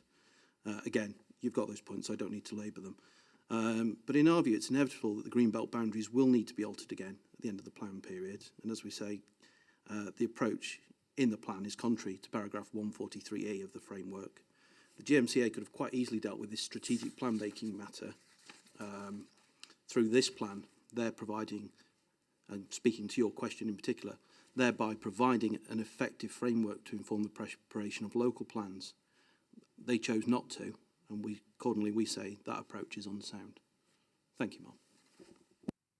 Thank you. Litchfield. Thank you, Ma'am. Obviously support what my colleague Mr. Horrigan has set out, and we provided some detailed work on this in our matters papers and in our technical paper, which we submitted to the examination as well, setting out why there's a need for safeguarded land. So I won't go through all of that, but just a couple of very minor points. Obviously, the justification provided by the GMCA in relation to why safeguarded land isn't required is that there was a buffer of 15%. However, I've done a quick toss-up of what the buffer would be if we extended the plan period to 2040 based on GMCA table IN 14 and it's table SQ1 12H, so it's the housing land supply 2021 to 2040, and based on that the buffer reduces to 8.69 years, which gives a surplus of 1.65 years, so it's approximately half of what the GMCA is claiming. Obviously, it's also worth bearing in mind the context of this plan in that there's a large proportion of the land coming forward as brownfield land, and we've heard a number of times the development industry's concern in relation to that. But it's also worth bearing in mind that there's a handful of large strategic sites as well, which is going to make up a significant proportion of the supply. And all it will take is one or two of those large strategic sites to either not come forward as expected to have a profound impact on the supply. So as a matter of principle, I think there is a need to consider releasing Greenbelt land for safeguarded land purposes within this plan as a fail-safe to ensure that Greenbelt boundaries endure beyond the plan period. And I suppose the final point I'd make in relation to that is there's a lot of Northwest authorities not far from here which have been grappling with these issues over the years. And for instance, this year alone, Halton and St Helens both adopted plans which released Greenbelt, but it released Greenbelt for development purposes, but also released a proportionate Greenbelt for safeguarded purposes. And obviously a near authority to that is Cheshire East, where there was a sufficient safeguarded land identified for to meet development needs for 9 years, and that was accepted by the inspector there. So I think there's, as a matter of principle, that's the principle has been established of safeguarded land being appropriate for release in this area. Thank you. Okay, thank you. Colliers. Paul Tucker, acting on behalf of Royal London, who, as you'll be aware, Madam, are the largest landowner in relation to the Timperley Wedge allocation, and therefore this particular issue has a resonance for matters we'll discuss in January. And I will have no difficulty in sticking to your requirement not to talk about housing figures for obvious reasons. I come at this from a different perspective. Firstly, the proposed modification is welcome and supported. The proposed modification does make reference to there being consequential amendments to the policy 3.2, the allocation policy 3.2. It would be helpful to see those in advance of the session, and I say that simply because at the moment G11 does some positive development management things, such as telling one what one can do on the land before it's released. So there are some elements of that that do need carrying across. It's not simply a matter of duplication. But the fundamental point is that in terms of this parcel of land, there is a justification for there being exceptional circumstances to justify release in the very particular reasons set out by paragraphs 47 to 50 of allocation 3.2, namely the proposed HS2 airport station. And there is a huge logic in the parcel of land immediately to the west of that station being identified for that use. So supportive, but it's important that we understand the reconciliation between the two policies in advance of turning up in January. Yeah, thank you. And the GMCA, I think, are endeavouring to make sure that we get a main modification, their suggested main modifications in advance of sessions. So that's understood and it's welcome. Yeah. Okay, thank you. Turleys. Thank you very much, Ma'am. We support the modification in principle. We think it's important that there remains an instruction to local planning authorities that they should look to designated safeguarded lands within their plans. So we would suggest this, I hope constructive, modification that in the supporting text, perhaps at 11.2 or at 1.58, that there's a single sentence that says, district local plans shall, where necessary, identify safeguarded land according to local circumstances. And the justification for that in soundness terms, we say that that arises from the express wording of paragraph 143C. That would ensure consistency with national policy, but overall it will also, it's justified and effective, ensuring that there is that clear advisory to local planning authorities that they need to have regard to this requirement of national policy at that next phase. Okay, thank you. Emery. Thank you, Ma'am. I think I'd have to agree that the policy isn't needed based on the current plan and what it designates. But we do say there should be a policy because clearly we say there should be safeguarded land without getting into detailed figures and so on, just dealing with the pure principles, if I may briefly. The NPPF, you have paragraphs 137, 140 and 143C. In summary, it's about stressing the permanence of the green belt, ensuring that boundaries endure beyond the end of the plan period, and identifying safeguarded land between the green belt and the urban area to ensure that those boundaries can endure. And with this plan, on just a broad principles level, we know there's not enough land in the urban area, that Greenbelt needs to be released to meet local housing need. You have only one parcel of safeguarded land, which is for a very specific HS2 purpose. You don't have a huge surplus of allocations at the end of the plan period. And in Greater Manchester, you have one of the major cities and one of the major economies in the UK. So again, I say that it's simply inconceivable that there won't be a need to consider amending Greenbelt boundaries at the end of the plan period. So therefore, we would say it's not an appropriate strategy, and the approach is not consistent with national policy. I think, Ma'am, in terms of what Mr. Corbett Butcher has just suggested, I think we would say, Ma'am, that it should be through this plan that it's considered, because for the reasons I've set out before, I think you should look at Greenbelt changes holistically and look at the impacts holistically.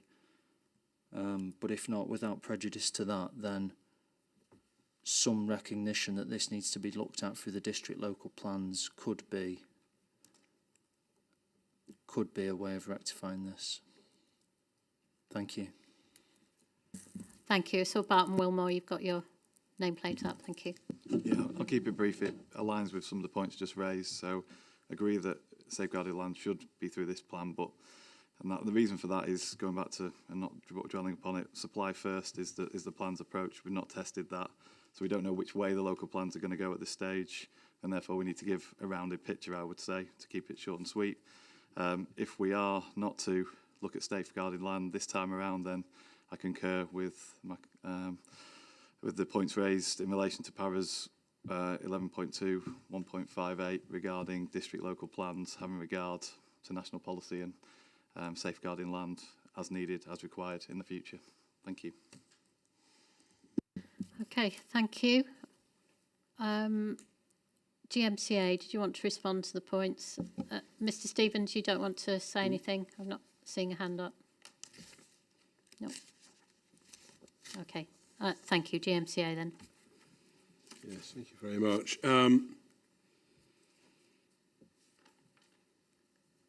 Yes. Right, let's take this step by step. I think, first of all, the word or the term safeguarded land is being used, as you identified, in various different ways around the table. So the discussion which arises from Policy G11, safeguarded land, is safeguarded land as referred to in paragraph 143 of the NPPF. That's to say, land which is removed from the green belt in order to meet longer term development needs stretching well beyond the plan period. The land is out of the green belt, but it isn't allocated for development, and nothing's to happen to it until an update to the local plan is in place. So another local plan is in place which proposes development on the land in question. So that's the sort of safeguarding which we're talking about here. It's not a more, well, either generic safeguarding or a more bespoke safeguarding of land for other doubtless entirely sort of commendable purposes. This is all about safeguarding in that sense. So just continuing the debate in that vein, a lot of this, to be quite frank, the points made on this side of the room, or some of the points made on this side of the room, really bear upon the issue which we've been round several times before, which is the relationship of this plan to subsequent local plans, that this plan isn't seeking to do all of the heavy lifting, that this plan, particularly with the changes that we propose to paragraph 11.2, is leaving the door open, as it has to future local plans, under the current regime this is, to future local plans to consider when they are drawn up whether there's a need to revisit the green belt. We would say that our suggested changes to paragraph 11.2, or the new paragraph to be added after paragraph 11.2, the one that refers to including in the case of the green belt requirement for exceptional circumstances, that would be broad enough to cover giving consideration to safeguarded land, because that's all part and parcel of exactly the same piece, isn't it? Because that comes when one's considering whether or not to redefine or to adjust greenbelt boundaries. I mean, it's your report back to us in due course if you think in order to make the plan sound, it's necessary to specifically mention, including, you know, what the national policy says about safeguarded land, and so be it. But I don't think it is, because that's all part and parcel of the exceptional circumstances test. Because if there are exceptional circumstances, then they're either to remove land and allocate it, or to remove land and safeguard it. So, you know, it covers both. So, you know, given the role of this plan, which is not comprehensive, this plan is not seeking to do everything. This plan is not seeking to inhibit or preclude the work of future local plans, as has previously been discussed on many occasions. And in those circumstances, you know, we, the promoters of this plan, do not consider that the circumstances set out in paragraph 143 apply. You know, so say for this very bespoke individual instance, which is covered by a particular allocation policy, we do not consider it to be necessary in order to make the plan sound more liberally, take land, you know, even more land out of the green belt and safeguard it for purposes to be defined in due course by another local plan. That doesn't seem to us to be an appropriate thing for this plan to do, and that the strategy we have is an appropriate strategy without going to those lengths. I mean, the removal of the land from the green belt that we propose is controversial enough. The idea of removing, you know, lots more land from the green belt for no identified purpose, but for a future local plan to work out what's going to happen to that land. Well, I can only imagine the reception that would receive. No, we don't think it's necessary to make the plan sound to make those changes that have been suggested. So we're content with where we are, and a lot of it depends upon understanding that we're dealing with a very, very unusual, potentially unique plan here, which is a series of local plans, 9 local plans, which are not seeking to address everything for all, you know, across the whole piece, as we've previously discussed. And so there you are. Okay, thank you. Any final points anybody wanted to make before I end for the day? Friends of Carrington Moss. I knew it would be you. No, I didn't. I thought it might come from that side, actually. But yes, thank you. I'm sorry. I just wanted to ask a question of clarification. And it's about the Greenbelt topic paper. And I mentioned to you something that was written in there about the phasing of release of sites from Greenbelt, which was part of the basis on which the plan was consulted. And that paper also states that the other 9 districts will not release any other green belt as well. So I'm just asking really about the status of that document, that when it says in summary our approach will be, why isn't that the approach? Because that's not now in the policy. So I'm just asking a question of clarification, really. Yeah. Just remind me. It's I'll just paragraph look at it 6.9. 6.9 of the topic paper. I can tell you what page it's on. Okay, I do see a couple of other nameplates have gone up, so I'll take points from those whilst you're looking at that. Well, I'm looking at now. I mean, okay. I fully understand the point. It's a penultimate bullet point in paragraph 6.9, phase the release of sites. The reason that is given for that is to ensure that the homes or businesses, whatever it might be in any given case, is accompanied by the necessary supporting infrastructure and to avoid displacing potential investment from previously developed sites. I mean, I'll pass this along to the left, I think, to see whether we can shed further light on this, but certainly if that paragraph's being read, and I understand why it is being read, is suggesting that this plan ever, if you like, proposed to sort of phase the release of the green belt sites. I mean, that's not what the plan does. Whether it fits what some previous version of the plan did, I don't know, but it certainly doesn't fit what Okay, well, what, do you want to just say something?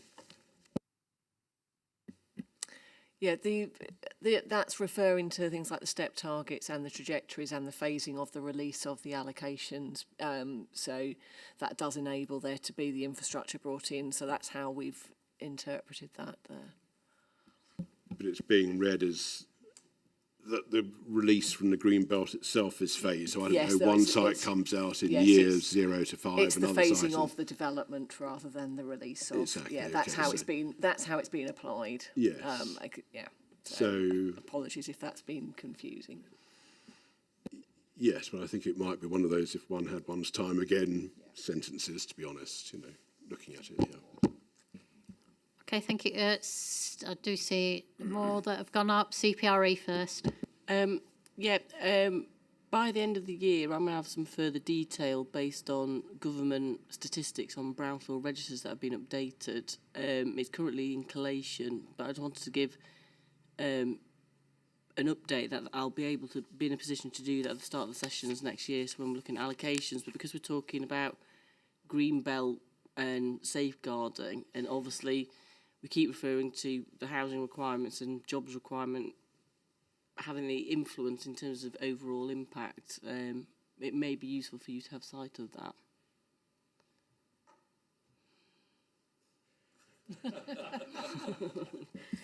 Can you leave that with us, please? We might need some time to discuss that. Yeah. But we'd note that. Mr. Bentley. May I pick up on something from this morning, please? Is that appropriate? I'll allow it. We've got plenty of time, so yes, that's fine.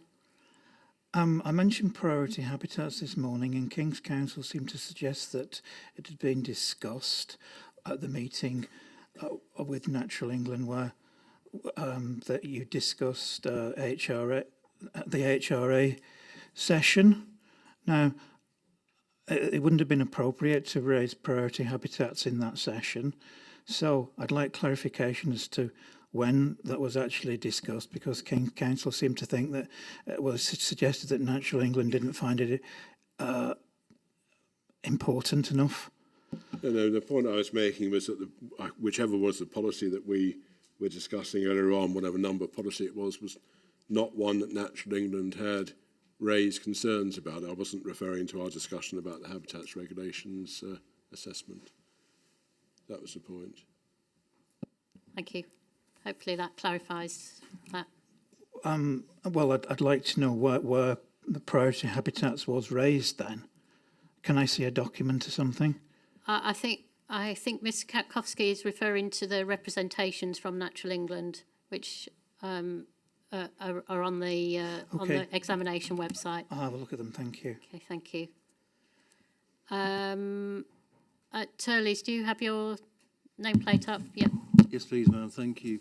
I just want to, I suppose, offer some observations on what the council has said in relation to requests that there should be clarity that local plans will pick up the consideration of safeguarded land. I guess I'm just reflecting. The PFE started out, in my understanding, as a strategic plan dealing with these big issues, including safeguarded land. As the process has unfurled, I think the phrase has been coined that PFE will do some heavy lifting, but it leaves some other heavy lifting for local plans. I think these modifications as a sort of further iteration of that, specifically in relation to safeguarded land. And I think there is, in my view, a certain uncertainty about the nature of heavy lifting to be done by this plan or by future plans. And in that context, for the benefit of future readers of this plan, and in particular those preparing local plans and those wishing to engage with those local plans, it would seem some simple reference in this plan to make clear that the matter of safeguarded land is to be dealt with in local plans would help. And if I understood the council correctly, they said, well, they didn't feel it was necessary, but if it is felt necessary, they're open-minded, then it would seem to me that in those cases, as we've come across them before at the examination, if in doubt, can the plan please be clear? on what it is doing and what it is leaving to other local plans to do. Thank you. Thank you. And Emery. Thank you, Ma'am. I agree with what Mr. Trimmingham has just said, and I won't repeat it. I would just add, I was, since Mr. Katkowski spoke there, I was just quickly trying to find the latest version of the main modifications. I can't remember if I'm quite on the right one. There's obviously been a few iterations of 11.2, but I think the MM 2.1, the modification to 11.2, the reference to exceptional circumstances is in the context of allocating sites. So if it is intended to apply more widely and to safeguarded land, then I would say there needs to be an express reference to that. Thank you. Okay, thank you. Any final points from GMCA? I'm just pausing for thought. Just thinking about the last point that's been made about the paragraph that we propose to add after 11.2. Just checking it. Bear with me for one moment. It does speak particularly about subsequent local plans making allocations or considering making further allocations, etc., and if necessary, then applying the exceptional circumstances test vis-a-vis the green belt. So the point that's being made, so I'm just thinking this through, the point that's being made is the specific reference to allocate sites might be read as precluding, inhibiting, not including, however one wants to describe it, the idea of considering safeguarding land for development needs which will be identified by a future update to, this would be to the subsequent local plans. This would be not this plan, not the next plan, but the plan after it. Yeah, I mean, if you consider that it's in order to make the plan sound, it's necessary to spell out that particular point which arises from the framework, which would be the job of these future local plans anyway, then, as Mr. Trimmingham has detected, I mean, so be it, so to speak. I mean, all that we're trying to do in paragraph 11.2 is, well, the additional paragraph after 11.2, and it's an important all, but all that we're seeking to do is to make it clear that this plan, Places for Everyone, is not seeking in any way to shut down, inhibit, prohibit, warn later local plans off doing their job under the framework, which involves, in the current version of the framework, considering these issues. So if in order to be crystal clear, you consider it necessary to add reference to considering safeguarded land, then yes, one can see the logic of that.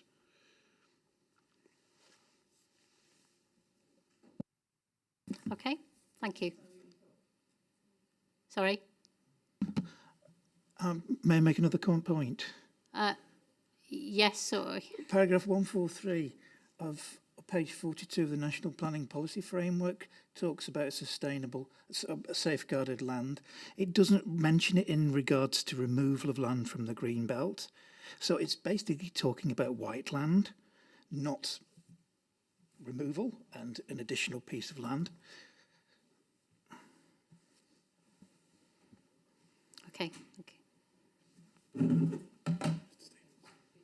Mr. Stevens. Mrs. Waving his Sorry, hand. I mean, obviously, your hand wasn't yellow enough. So, obviously, safeguarded land is in the framework is land which is removed from the green belt, as we know. Yes. Okay, thank you, Mr. Stevens.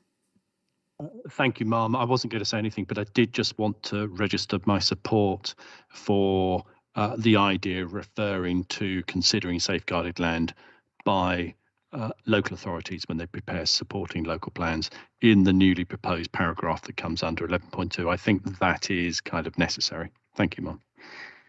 Thank you. Sorry I missed you there. Sorry. Okay, thank you. Okay, thank you. I think we can leave it there for the day, and we are returning tomorrow at 9:30, and we'll be looking at the Places for People policies. Thank you all for your contributions. Thank you. Bye-bye.